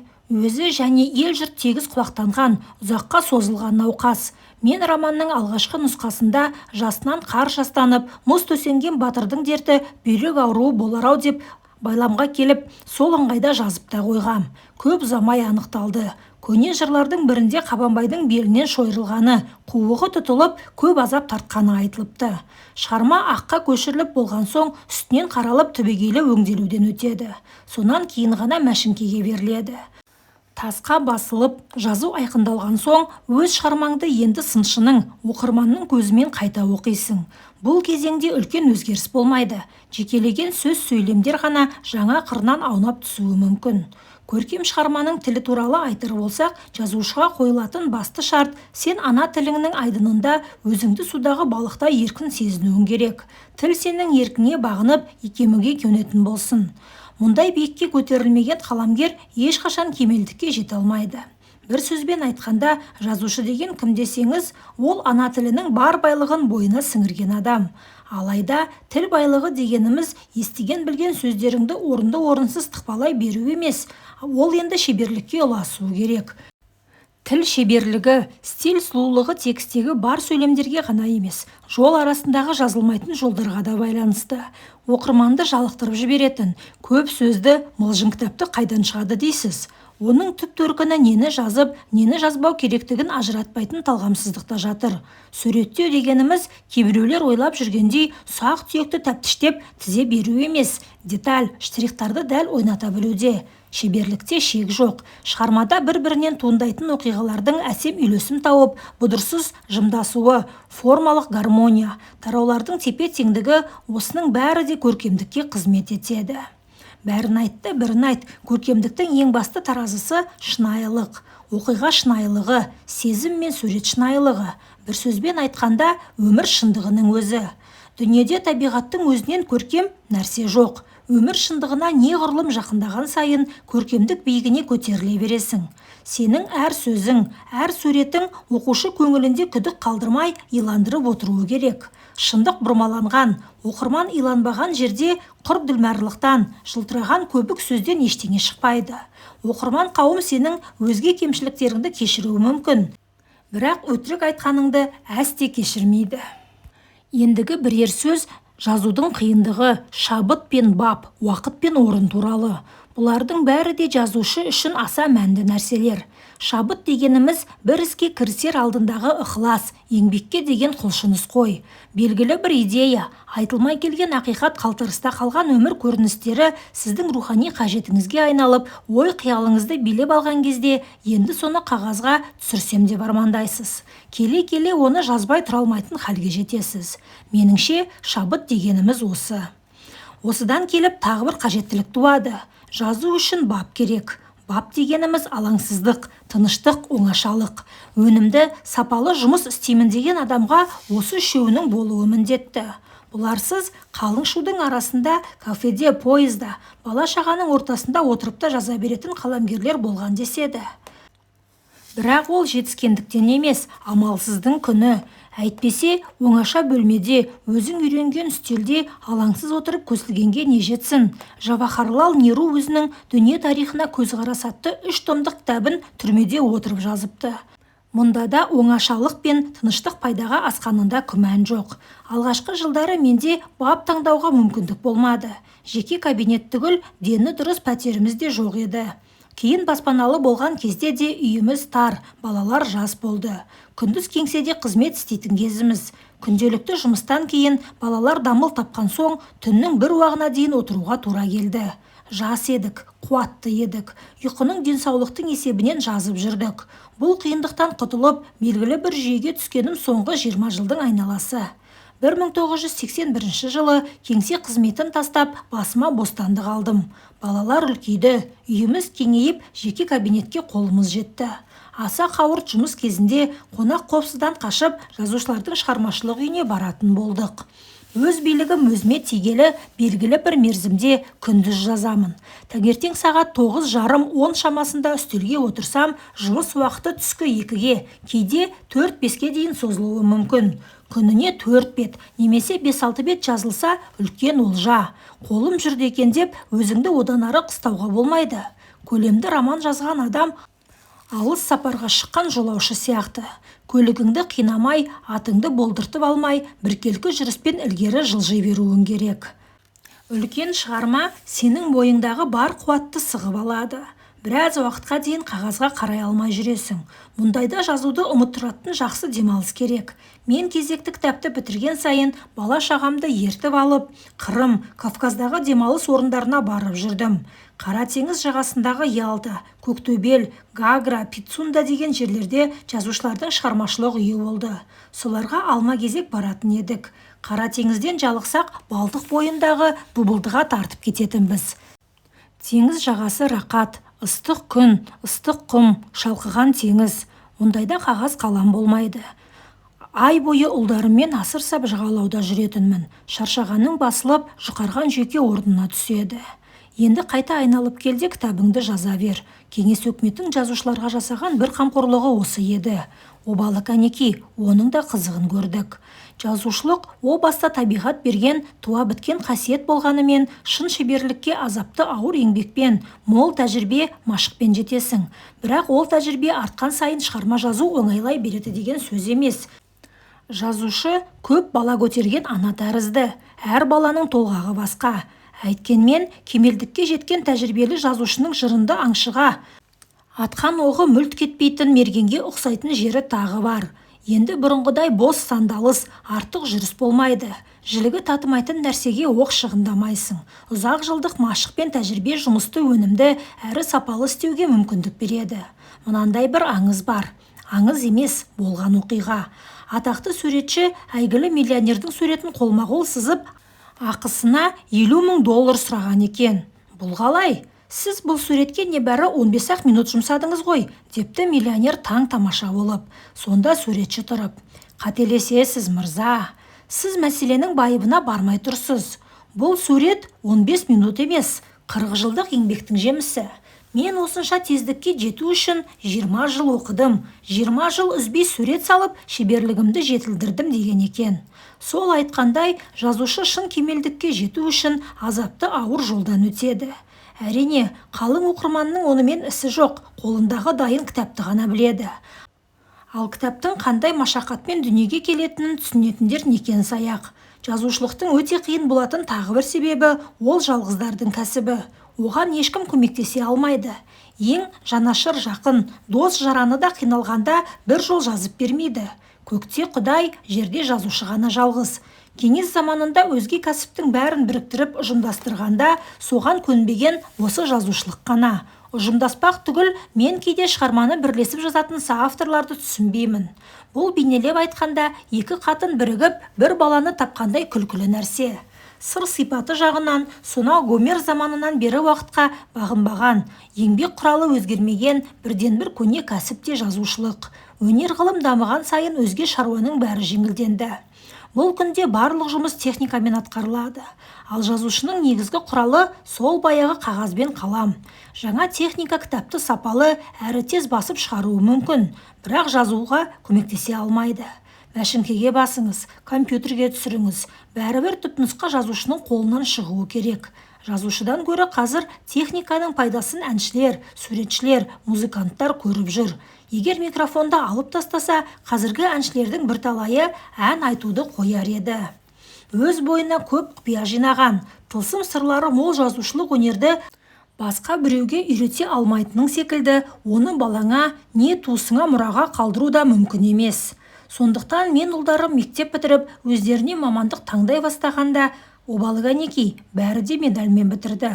Оларға былай дегенім бар: егер мен құрылысшы, темірші, не зергер ұста болсам, сендерге өз өнерімнің қыр-сырын әлде қашан үйреткен болар едім. диқан болсам орағымды, малшы болсам таяғымды берер едім. Лауазымды шенеунік болсам да бір-екеуің мансап қуар едіңдер. Бірақ мен сендердің сорларыңа жазушы боп тудым ғой. Одан бірдеңе бөлісу мүмкін емес. Амал жоқ. Болашақ кәсіптеріңді өздерің таңдайсыңдар, дедім балаларымнан кешірім сұрап. Ақыры олар өз қалауларымен сан тарау жолға түсті. Үлкен ұл Арман тарихшы, университетте сабақ береді. Экономика мамандығын таңдаған Дәрмен мен Жәнібек қазір Америкада жүр. Дәрмен докторантурада, Жәнібек аспирантурада оқиды. Ал университеттің филология факультетін бітірген Дәулет Лондонда, BBC радиосында қазақша хабар жүргізеді. Түбі жазушылыққа сол мойын бұрмаса, басқаларының қайырлатын түрі жоқ. Қазір 10-шы класста оқитын кенжеміз Еркенің де әке жолын қоя қоюы екіталай. Жоғарыда айтқанымыздай жазушылық ұжымдасуға, бірлесіп атқаруға келмейтін, әркімнің өз маңдайына жазылған сыр сипаты бөлек өте қиын өнер. Өзінің даралығынан, жеке менінен айырылған күні талант құрдымға кетеді. Алайда социализм әдебиетшілерді артельге ұйымдастыра алмағанымен, бұл салаға да өз таңбасын баспай қойған жоқ. Жазушылардың жатын орны, жазу үстелі бөлек болғанымен, күнкөрісі, мекен жайы бірігіп кетті. Бір одаққа бағынды. Әдеби қордың есебінен салынған көп қабатты ортақ үйлерде тұрды. Егер шетелдегі капиталист қаламгерлерге бізде 40-50 жазушы бір үйде топтасып тұрады десең, бұл кәрілер үйі ме, әлде міскіндер мекені ме деп сұмдық таңғалар еді. Ал біз сондай ортақ баспанаға іліккенімізге қуандық. Бұрын мүлде бейтаныс адамдармен көрші болып, қиыр жайлап келген мен 70-ші жылдардың соңын ала кілең жазушылар тұратын сондай үйге бірінші рет тап болдым. Сол жылдары жазушылар одағы Жамбыл көшесінің бойынан іркес-тіркес 2 үй салдырғанды. Екеуінің арасы арқан бойындай ғана. Кейін осы үйлер өз арамызда сараңдардың сары үйі мен алқаштардың ақ үйі атанып кетті. Әзіл түрінде айтылғанымен, бұл екі сөзде де негіз жоқ емес. Өйткені сәл бұрын салынған сары үйге кілең ауру сырқау қарттар мен жүріс-тұрысы есептеулі бір өңкей тақуалар жиналып қалыпты. Ал ақ үйде тұратындар әлгілерге мүлде кереғар, жалғанды жалпағынан басып жүретін кілең перілер мен серілер еді. Оның үстіне сары үйде тұратындар іргесіне көшіп келген бізді жуық арада ерулікке шақыра қоймады да, сол өкпемізді жасырмай оларға сары үйдегі сараңдар деген ат қойғанбыз. Сөйтсек сараңдар да әр қадамымызды аңдып отыр екен. Көп замай бізге ақ үйдегі алқаштар деген айдарды жапсырды да жіберді. Біз 10 жылдай тұрған, 3 бірдей баламыз дүниеге келген, ескі де болса іргесі құтты бұрынғы үйімізден көшіп, жаңағы атақты ақ үйге келіп орнықтық. Жаңа үйдің 40 пәтерлі екенін алғаш естігенде, апырай, 2 қошқардың басы бір қазанға симаушы еді. 40 қошқардың басы бір үйге қалай сияр екен деп қатты қобалжығаным есімде. Өйткені жазатын адамға өзің ұнатпайтын, сұбықаның сүймейтін біреулерді күн сайын көріп жүру өте ауыр тиеді. Бір тәуірі есіктес көршілерім сырттай өзім сыйлайтын кісілікті адамдар болып кезікті. 4-ші қабаттағы біздің қасымызда ұйғырдың әйгілі жазушысы Хизмет Абдулин, 3-ші қабатта қара сөздің майталман шебері Тәкен Әлімқұлов пен атақты сықақшы Оспанхан Әубәкіров, одан төмен Қуандық Шаңғытбаев, Бекен Әбдіразақов, Шәміл Мұхамеджанов, Есенжол Домбаевтар бар. Бізден былайғы есіктерде Өтебай Қанахин, Рамазан Тоқтаров, Амантан Сатаев, Зейнолла Серікқалиев, Оралхан Бөкеевтер тұрады. Бәрі де тілектес, сыйлас адамдар. Бірен сараңы болмаса, көпшілігі үкімет номенклатурасынан сырт қалған. Әдеби шенеуніктер мұндай жерлерге келеме, олар орталықтағы дворян ұясында тұрады. Мансап лауазымға егі қышмайтын, бірақ әдебиеттің негізгі жүгін көтеріп жүрген еңбек торлары. Сондықтан бір-бірімізге омырау көрсетпей, мансап, байлық салыстырмай тез тіл табысып кеттік. Советтік дайын қалыптан шықпайтын, бір келкі сұрқай тірлікте қаламдас, мұңдас жандардың бір жерге топталуының да өз артықшылығы бар. Қолың бос кезде зерікпейсің, жалғызсырамайсың. Күні бойы ала қағазбен алысқан қаламгерлер түс қайта серуенге шығады.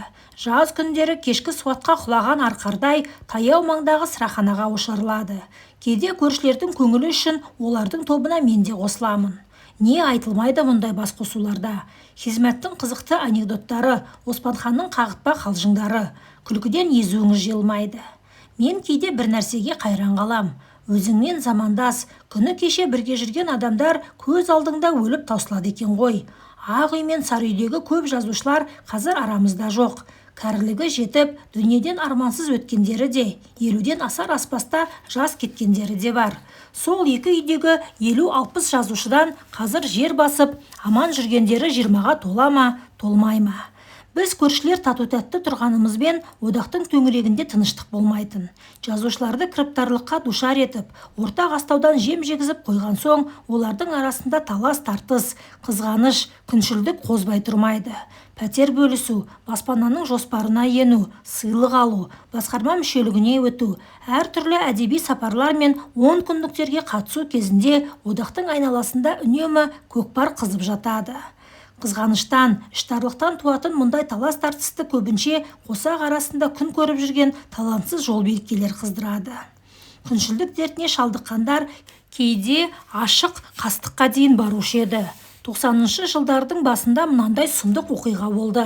Алматыдағы ұлттық кітапханадан күн сайын кітап жоғалатын әдет шығыпты.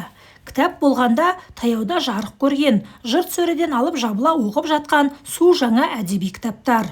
Біреу әлгі кітаптарды бір-бірден қойнына тығып сыртқа алып шығады екен де, ортасынан қақ бөліп туалетке тастап кетеді екен. Кейін білсем, менің сол қарсаңда шыққан 2 томдық таңдамалым да жаңағы қарақшының қолынан мерт болыпты. Ақыры оқу залына қатаң бақылау қойған кітапханашы әйелдер бір күні аңдып жүріп, ұрыны қолға түсіреді. Туалетте тағы бір кітапты жыртып жатқан жерінде қылмыс үстінде ұсталыпты. Сонда ай бойы кітапханашыларды қан қақсатқан баукеспе ұры, адам айтсан аңғысыз ауыр қылмысқа барған маньяк кім дейсіз ғой? Жазушы деген атпен біраз жұртқа танымал болған Дүкенбай Досжанов. Сол жерде қолма-қол милиция шақырылады. Бұрын мұндай қылмыс түрін көрмеген заң қызметкерлерінің өзі таңданғаннан жағаларын ұстап, ауыздарын ашып қалса керек. Ақыры Дүкенбайға айып кесіледі. Жыртылған кітаптардың құнын еселеп қайтаратын болады. Кейін аудандық милициядан түскен хат бойынша бұл мәселе жазушылар одағында арнайы сөз болды. Жандары түршіккен жазушылар Досжановты одақ мүшелігінен дереу шығаруды талап етті. Бірақ керегіне сол баяғы қазақы көңіл жықпастық. Одақтың басшылары, ойбай, мына сұмдықты естісе, ел-жұрт жазушылар туралы не ойлайды деген желеумен Досжановқа сөгіс берумен ғана шектелді. Адамшылыққа жат, ауыр қылмыс істеп, қаламдастарының кітабын жыртуға дейін дәті барған сол Дүкенбай әлі күнге дейін арамызда жүріп жатыр. Анадай масқарадан кейін оның асылы бөлмей, қалай жер басып жүргеніне, ар ұят, адалдық жайында жұртшылыққа уағыз айтып, қалай кітап жазатынына таңым бар. Ендігі бірер сөз жазушы еңбегінің шет тілдерге аударылуы жөнінде. Біз ақын жазушылардың тек қана ұлттық топырақтан нәр алатыны, ұлттан тыс тұратын жазушы болмайтыны, қаламгердің шығармасы ең алдымен өз ұлтына арналатыны жайында басқа тараулардың бірінде арнайы тоқталғанбыз. Үздік шығармалар өз ұлтынан асып, басқа халықтардың тіліне аударылып жатса, әрине нұр үстіне нұр. Бірақ ол жазушы үшін басты өлшем бола алмайды. Жазушының кемелдігі мен шеберлігі қай тілге қалай аударылғанымен емес, өз ана тіліндегі түпнұсқасымен бағалануға тиіс. 50-ші жылдары Мұхтар Әуезовтің Абай жолы эпопеясы орыс тіліне, одан француз, ағылшын тілдеріне аударылғанда шет тілдерге кілең осындай шедеврлер ғана шауып өтетін шығар деп ойлайтынбыз. Кейін бұл ұғым өзгерді. Өз ана тілінде жөнді оқылмайтын, тілі тұтқыр, ойы жұтаң, көк жазық дүниелердің де шет тілдерге аударылғанын естіп, ақыры күлетін болдық. Тіпті қазақ оқырманын әбден мезі қылған бір халтурщик жапон, пуштун тілдеріне аударылыпты. Күлесің бе, жылайсың ба? Соларды оқыған шетелдіктер біздің қазақ әдебиеті жөнінде қандай пікірде қалғанын бір Құдайдың өзі білсін. Сөйтсек, ұлт жазушыларынан шет тілдерге кімдердің аударылуы қажет екенін орталық комитеттің идеология бөлімдері сүзгіден өткізіп бекітіп отырады екен ғой. Әрине, олар империялық саясатқа дөп келетін, бодандық сарындағы шығармаларды іріктеп алады. Мұнда да сол номенклатуралық тәртіп. Баяғыда емес, төл әдебиеттері жұтаңқырап қалған Европадағы баспалар аясын ба, пайда үшін алыс елдер экзотикасына құрылған ортақол шығармаларды да талғамай баса береді екен. Өз басым шет тілдерге аударылуды басты мақсат етіп қойған емеспін. Әйтсе де, кеңес дәуірінде орысшаға аударылу міндет сияқты еді. Империяға күнін қарап тұрған соң, бас төрешің орыстар. Солардың назарына ілігуің керек. Мұның сыртында көркем шығарманы тек орыс тілінде ғана оқитын қара орыстарың тағы бар. Сондықтан мен де жұрт қатарлы кейбір шығармаларымды орысшаға аудартуға күш салдым. Әр жылдарда соңғы көш, көкейкесті, Атамекен романдары орыс тілінде мол тиражбен басылып шықты. Ең ғажабы, солардың бәрі де тез тарап кетті. Әсіресе 1972 жылы 100 000 данамен басылған көкейкесті романы қолдан қолға тимей, Кеңес одағының түкпір-түкпірінен хат жауып кеткені есімде. Алматыда жеке кітап болып шыққан бұл романдардан басқа жекелеген әңгіме повестерім қырғыз, өзбек, белорус, украин тілдеріне аударылып журналдарда жарық көрді. 80-ші жылдардың басында соңғы көштің бірінші кітабы Стамбулда түрік тілінде шығыпты дегенді естігенбіз. Көпке дейін соның анық-қанығын біле алмай жүрдік. Ол кезде Қазақстан мен Түркия арасында тіке байланыс жоқ болатын. Өз кітабымызды көре алмай қор болдық. Сөйтсек, соңғы көшті ғайыптан қолға түсіріп, түрікше аударып бастырған Хасен Өралтай ағамыз екен. Ол жылдары Германияда Азаттық радиосының қазақ бөлімін басқаратын Хасекеңнің соңына КГБ шырақ алып түскен кез. Автордың атын ашық жазсам, пәлеге ұрынып қалама деп романды Қазақ баласы деген псевдониммен шығарыпты. Кейін түрік тіліндегі көштен соңыра деген кітапты өз қолынан алып тұрып, Хасен ағамызға рахмет айттым. Кеңес дәуірінде кітабын Мәскеу баспаларында бастыру бодан ұлт жазушылары үшін үлкен бедел саналатын.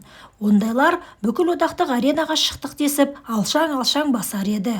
Өз басым Мәскеуден кітап шығаруға 2 мәрте талпынып көрдім. Амал не, екеуі де сәтсіз аяқталды. Алғашқы жолы советский писатель баспасына соңғы көштің аудармасын жолдағам. Баспадағылар қолжазбаны ұнатып, алдағы жылдың жоспарына енгізуге уәде берген. Артынан сұрастырсам, романды жоспардан шығарып тастапты. Тоқтатқан өзіміздің батыраштар. Көптен қыр соңыма түсіп жүрген бір қызыл көз жауым барды. Ол өзі Мәскеу жақта беделді, жаңағы баспаның редколлегия мүшесі болатын. Соңғы көштің жолын кескен сол ағамыз болып шықты. Екінші рет 80-ші жылдардың соңын ала, тағы сол советский писатель баспасына сәйгүліктер деген атпен повестерімнің бір томдығын ұсындым. Бұл жолы баспа қолжазбаны бірден ұнатып, өздерінде істейтін бір жазушыға аударуға берді. Алдағы 1991 жылдың жоспарына енгізді. Арада жыл өтпей қолжазба өндіріске жіберіліп, маған алғашқы терілімін жолдады. Көлемі де әжептәуір. Болашақ кітаптың 450 бетін алып тұр. Бірақ керегіне, бұл кітапта шықпай қалды. Шықпағанда басқадай кедергі болған жоқ. Сол жылы іргетасы шіріген Қызыл империя жалп етіп құлап түсті де, негізінен ұлт жазушыларын шығаратын советский писатель баспасы шағылған шаңырақтың астында қалды. Сөйтіп, мен үшін империя орталығынан кітап шығарудың сәті түспей-ақ қойғаны. Өзгесін не қылайын, әншейінде мызғымастай көрінген құдіретті патшалықтың дәл менің кітабым шығар кезде омырыла құлағанын көрмейсің бе?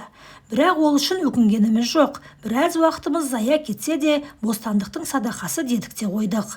Мен қашанда империялардың ықыласы түспеген жанмын ғой. Бір есептен солай боп шыққаны дұрыс болды ма деймін. Біршама сәтті аударылған мәскеулік баспаның сол терілімі әлі де менің архивімде жатыр. Түбі өзіміздің баспалардың бірінен шығару керек болар. Тұсында әр мұсаның бір перғауын дегендей, әр заманның өз сұрқылтайы болады екен.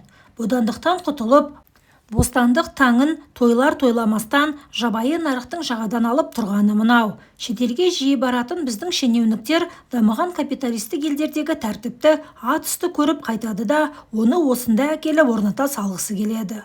Озық елдерде солай екен деген сылтаумен әдебиет пен өнерді мемлекет қамқорлығынан алып тастағанша асықтау. Соған қарап, қазір біздегі билік басында отырғандар таланттарға көптен тісін басып, өшігіп жүрген біреулер емес пе екен деген ой келеді. Әйтсе де, шетелдегі жазушылармен салыстыратындай бізде не жағдай бар еді? Олар мұндай дәрежеге бір жылда емес, әлденеше ғасырда жетпеді ме? Бізде ондағы жазушылар сияқты әкемізден бай мұра қалып екен. Жақсы кітап жазған кезімізде олар сияқты бестселлер бола алдық па? Кітаптарымыз кіргізген табыстың бәрі мемлекет қазынасына кетіп, өзіміз соның жұғынын ғана жалаған жоқпыз ба? Басқаны былай қойып, мына тұрған Түркия жазушыларының жағдайы Бізден мүлде басқаша. Біраздің атадан қалған зауыт фабрикалары, банкілері бар. Әртүрлі кәсіпорын, дүкен ұстап отырғандары қаншама. Кітап жазу олар үшін күнкөріс көзі емес, жай хобби, бойдағы талантын әйгілеудің тәсілі ғана. Тәңірім-ау, олармен салыстырғанда біз күні кешеге дейін Совет үкіметі үлестірген ризықты талғажау еткен интернаттың баласы емеспіз бе? Әрине, жағдай тудырса біздің жазушылар да өз еңбегімен күн көре алады. Бірақ біздің кітаптарымызды көп данамен басып шығарып, кітап саудасын қыздырып отырған кім бар? Қалтылдап әрең отырған баспалар қаламақы төлеуге қауқарсыз болса, сонда жазушылар топырақ жеме? Айта берсе сөз көп, сұрақтан сұрақ туады. Айналып келгенде аужал тұтар бір ғана тірек бар. Оның аты бостандық. Құдайым сол бостандықты қолдан шығара көрмесін деп тілейік.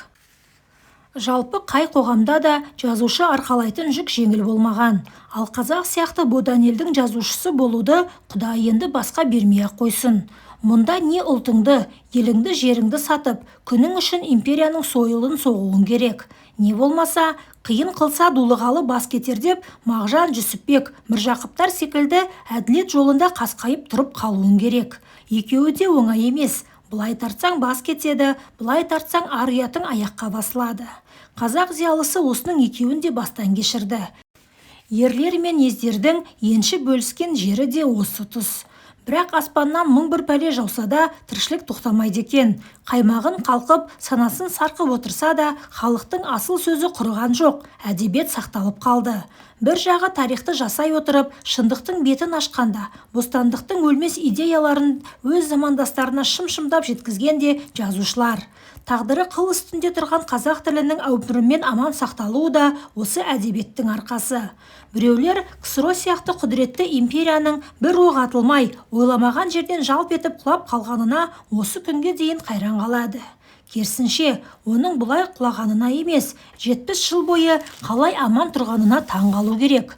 Аққуды атқан адамның оңбайтыны секілді, ақын жазушыларды топ-тобымен оққа байлаған өкімет те ұзаққа бармауға тиіс. Коммунистік партия мен кеңес өкіметін ең алдымен нақақ төгілген қанның киесі ұрды. Империяның шаңырағын шайқап, құлауын тездеткен қандай құдірет десеңіз, халықтың санасын оятып, енді бұлай өмір сүруге болмайтынын дәлелдеген көркем әдебиет. Әр ұлттың озық ойлы жазушылары.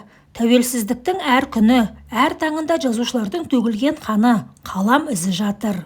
Шіркін, бостандық дегенде бодан халықтардың арман тілегі бір жерден шығушы еді-ау.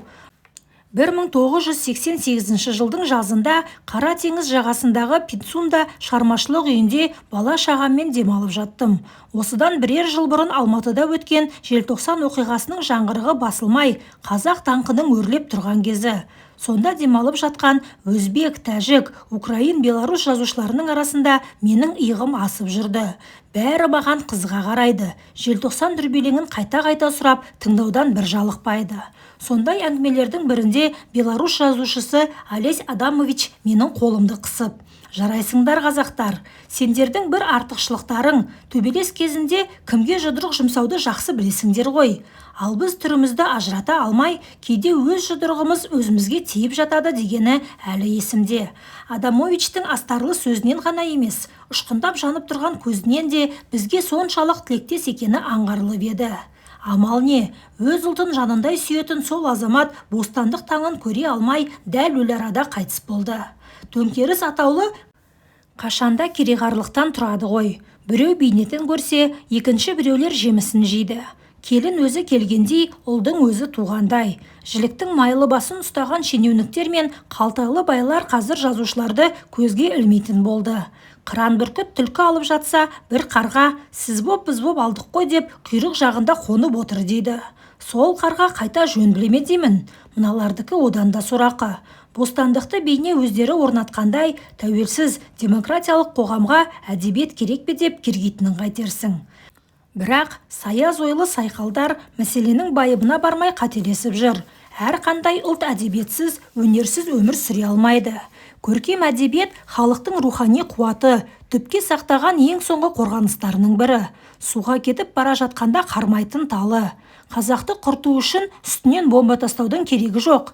Тілі мен дінін, әдебиеті мен өнерін жойып жіберсең жетіп жатыр. Алайда мен өз халқымның даналығына сенемін. Жер бетінде қазақ барда оның асыл сөзі құрымайды. Аш қарын жұбанар, жыртық жейде бүтінделер. Ал көңілді кім тойғызады?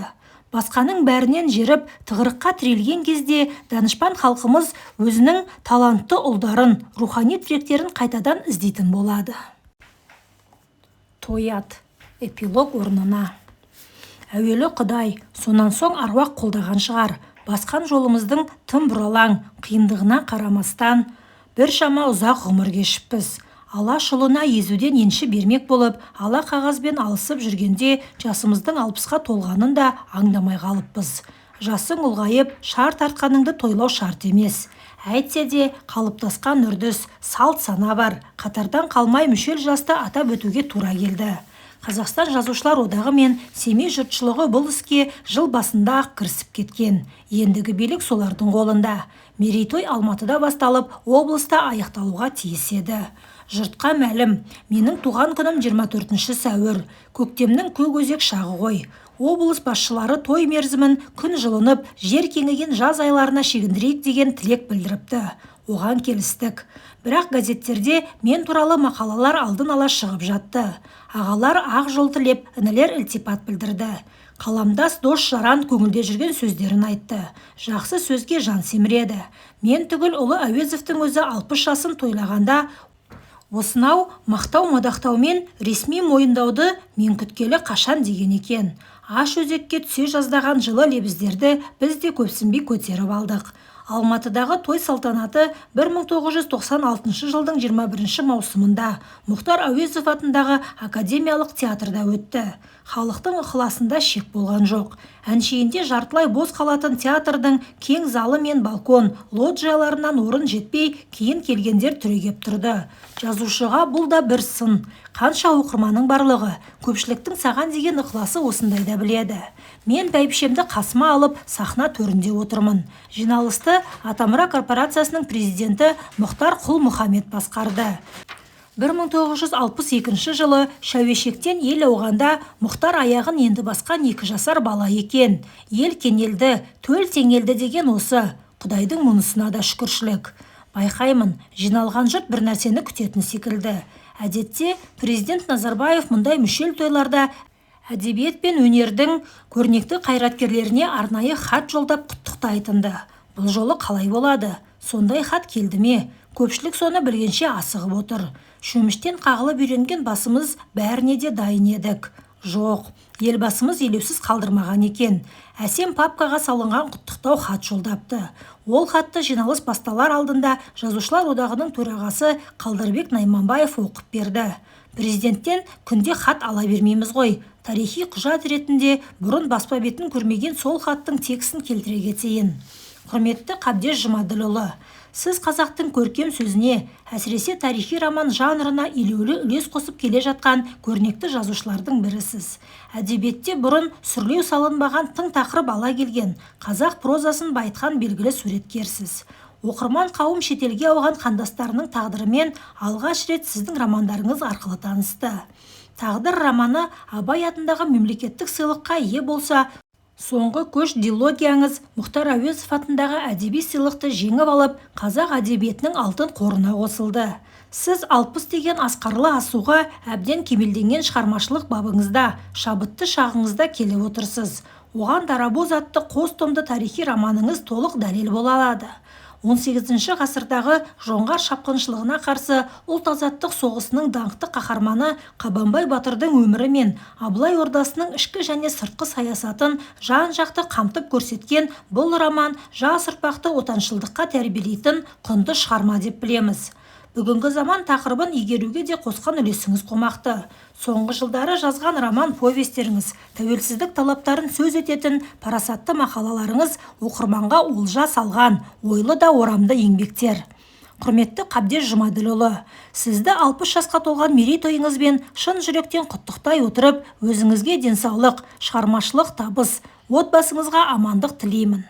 Қазақстан Республикасының президенті Нұрсұлтан Назарбаев.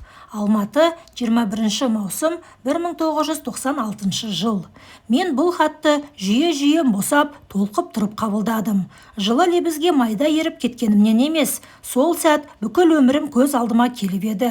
Империялар қыспағында қорлық-зорлық көрген сонау бір жылдарда мен бүйтіп аман-есен 60-қа жетем, тәуелсіз қазақ елінің тұңғыш президентінен құттықтау хат аламын деп ойлаппын ба?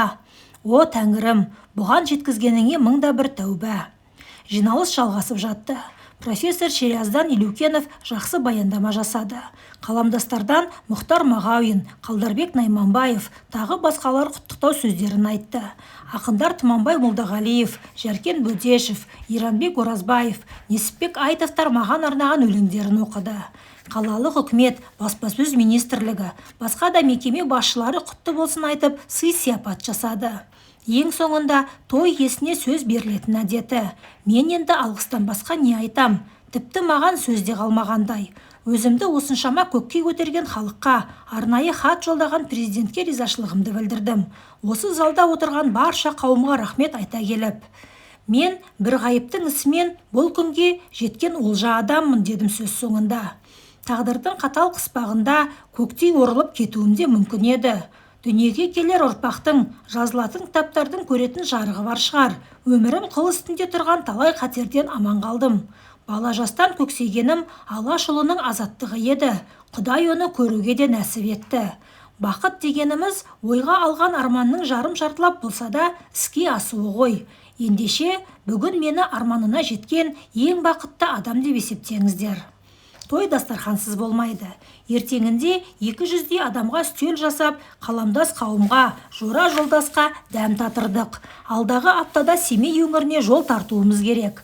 Бірақ былтыр ғана Абайдың 150 жылдығын өткізіп, енді Әуезовтің 100 жылдығына дайындалып жатқан Семей қаласын шиырлайтын ойымыз жоқ еді. Облыс басшыларымен ақылдасқанда, той Барқытбел баурайында Мұқаншы жерінде өтсін. Өзге аудандардан құтты болсын айтушылар сонда жиналсын деп келіскенбіз. Өйткені менің тойым неғұрлым шекараға тақау, екі көлдің жапсарында өтсе жарасып тұрмақ. Осы тойды қызықтап, Мұқаншыға баруға ниет білдіргендер көп еді. Дәл сол күндері Алматыда жазушылардың құрылтайы ашылатын болып, екі мереке қабаттасып қалды да біраз адам ере алмады. Бұл соңғы 30 жылда мен қатыспаған бірінші құрылтай. Бірақ біздің өз құрылтайымыз өзімізде еді. Шериаздан Елеукенов, Рымғали Нұрғалиев, Мұхтар Құл-Мұхамед, Лұқпан Сыдықов, Нүкеш Нүсіпбек бастатқан бір топ қаламгерлер бірге жүрдік. Көлік жағын Мұхтар інім өз мойнына алған. Сонымен маусым айының соңғы күндері менің бала шағам, жора жолдас, газеттің телевидениенің кісілері бар. Жиыны 20 адам 5-6 машинамен Мұқаншыға қарай жол тарттық. Бұл да бір естен кетпес көңілді жүріс болды. Біздің сапарымыздан жолдағы жұрт та хабарланып отыр екен. Талдықорғандық азаматтар қала сыртынан қарсы алып, облыс орталығында түстендірді. Семеймен шектес Алакөл ауданында арнайы қонақасы берілді. Біз сол күні Шаралда қонып, Мұқаншыға ертеңінде түске қарай жеттік. Ана жылы Қабанбайдың 300 жылдық тойы қарсаңында Мұқаншыға кіреберістегі Жайтөбенің бауырында маңдайшасында батырдың суреті бар қақпа орнатылып, кейін ол Қабанбай қақпасы аталып кеткен. Алыстан көріп келеміз. Сол Қабанбай қақпасының алды құжынаған халық. Мұқаншы жұртшылығы, басқа аудандардан келген делегациялар сол жерде күтіп тұр екен. Алғашқы қауышулар, құттықтаған ыстық лебіздер. Одан арғысы белгілі, ел ананың алақанына түсіп, құрмет қошеметке бөлендік те жүре бердік.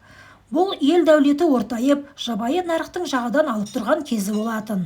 Соған қарамастан халықтың ықыласында шек болған жоқ. Салтанатты жиналыс кезінде аудандық мәдениет үйінің іші сырты адамға симай кетті. Тарту таралғы, сый сияпат. Арнайы келген облыс әкімі Ғалымжан Жақиянов ел атынан темір тұлпар мінгізіп, машинаның кілтін тапсырды.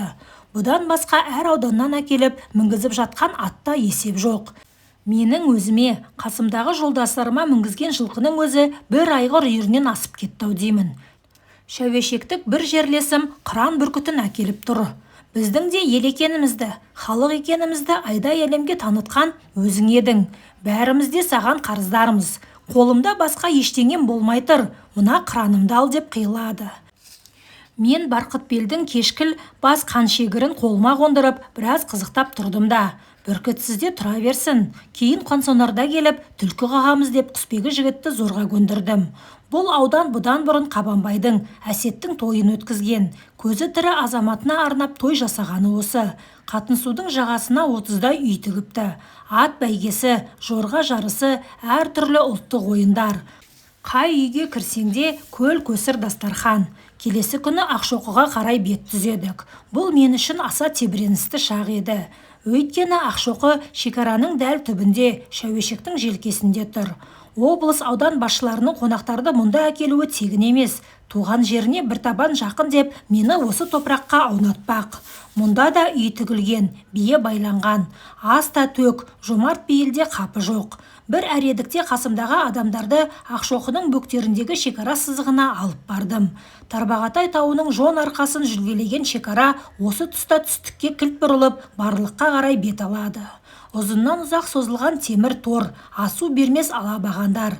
Бізден қиыс төменірек ана жыл көз шұбырып өткен Жаманты заставасы тұр. Осы кезеңнен арғы беттегі Құлыстай өлкесі алақанға салғандай анық көрінеді. Көңіл босамай, жанар жасқа толмай, ол жаққа қарауда қиын. Әйтсе де өзімді өзім бекітіп, қасымдағы серіктеріме. Сонау бір биік шыңның дәл асты менің кіндік қаным тамған Малдыбай бұлағы. Одан төменгі кең жазық Сібеті даласы. Мына бөктердегі қатар жарысқан қос аңғар Қараүңгір мен Абдыра. Оның аяғы Қарақабақ, Түлкілі Боздақ даласына ұласады. Ал сонау түстік шығыста көз ұшында бұлдыраған көгілдір перде, Орашар мен майлы жайыр сілемдері. Ал мына иек астындағы жасыл желек жамылған ақ шаңқан қала кәдімгі Шәуешек деп қолмен нұсқап көрсетіп тұрмын. Туған жеріне апармады деп өкпелемеңдер, әзірше осыған разы болыңдар. Жігіттердің екі көзі шығыс жақта. Бұрын шекара көрмегендерге бәрі таңсық. Соңғы көш пен тағдырда жазылған жер аттарын естеріне түсіріп, тамашалай қарап тұр. Я, мені түсінгісі келген адам алдымен шекараны көруі керек. Осыдан 10 шақты жыл бұрын ақын Кеңшілік Мырзабековты осы жаққа ертіп келгенім бар. Марқұм сол жолы шекараның түбінде тұрып, маған арнап өлең шығарып еді. Көрінген көз ұшында Тарбағатай, шіркіннің сол қанатай, оң қанатай. Бойында шекараның тер төгісіп, түсіндім тағдырыңды, ендағатай деп келетін алғашқы шумағын жігіттерге айтып бердім. Мен туралы зерттеу мақала жазбаққа ниеттеніп жүрген Шериаздан ағамыз үлкен ой үстінде. Сенің қызыл сызық дейтін өлеңің болушы еді. Оның неден туғанын енді ұғынып тұрмын. Қап, төбесі көрініп тұрған жерге бара алмау деген обалақ деп басын шайқап қояды. Бұл Жұмаділов қуғой. Туған жерін ешкімге көрсетпеу үшін бер жағына әдейі тор құрғызып қойған деп Рымғали әзілге басты. Ақшоқы кезеңінде тұрған дәл осы сәтте маған бір ой түсті. Мемуар жазуым керек, дедім нық байламға келіп. Кейін емес, қазір, мына той өткен соң. Түбінде ғұмырнамалық шығарма жазу жоспарда бары болатын. Бірақ оны сәл кейінірек асықпай жазармын деп жүруші едім. Сөйтсем, оным жаңсақтық екен. Кейін деген осы емес пе? Жасың 60-қа толғанда жазбаған мемуарды енді қашан жазасың? Мемуарды басқадан бұрын мен жазуым керек. Өмір дегенің мынау, шекараның екі жағасында қақ бөлініп жатқан. Бастауы онда, жалғасы мұнда. Тағдырдың айдауымен осы сызықтың өзін ары бері сан рет кесіп өтіппін. Кейін кім зерттейді сол шашылып жатқан құмырды? Мен басқан жолдармен кім жүріп өтеді? Жарайды, менің сары ізіме түсіп зерттейтін бір фанатик табылсын ақ дейік. Бірақ мен бастан кешкен, мен ғана сезінген жайларды оған кім айтып береді? Әрине, өзімнен басқа ешкім айта алмайды. Бұдан кейін басқа шығарма жазармын, жазбаспын. Ал бір кітапты міндетті түрде жазуым керек. Оның аты ғұмырнамалық роман. Идея осылай туды. Бірақ той өткен соңда бірден үстелге отыра алмадым. Тойдың желігі бар. Аттан түссекте біразға дейін үзеңгіден түсе алмай жүрдік. Басқада жол сапарлары, мерекелер қабаттасты. Өмірбаянның ұзын ырғасы мәлім болғанымен оны сұрыптау, кезең-кезеңге бөлу қажет болды. Азды көпті архивімізді ақтардық, зердемізді жаңғырттық. Сөйтіп жүргенде жаз өтіп күз түсті. Қыркүйекте қағаз қаламымды сайлап, өзімді аламан шабысқа әзірлей бастадым. Қазан айының бас кезінде жазуға отырдым. Өмір бойы өзгелер туралы да кітап жаздық қой. Өзіміз жөніндегі әңгіме жеңіл болар деп ойлағанбыз. Онымыз күпіршілік екен. Сонау бір заманда қаймағы бұзылмаған көшпенділер арасында дүниеге келіп, әлденеше өкіметті бастан өткерген, бір емес, екі бірдей империяның тепкісін көрген. Содан көненің көзіндей болып, бүгінгі күнге жеткен адамның өмір жолын баяндау оңай шаруа болмай шықты. Әсілі, бұл кітапты өмірбаян дегеннен гөрі адам мен қоғам туралы, замана туралы толғау деген дұрыс болар. Мемуар біздің әдебиетте кенже қалған жанр. Мемуарда болған нәрсені бүкпей айту басты шарт десек, оған кеңестік дәуірде екінің бірі тәуекел ете алған жоқ.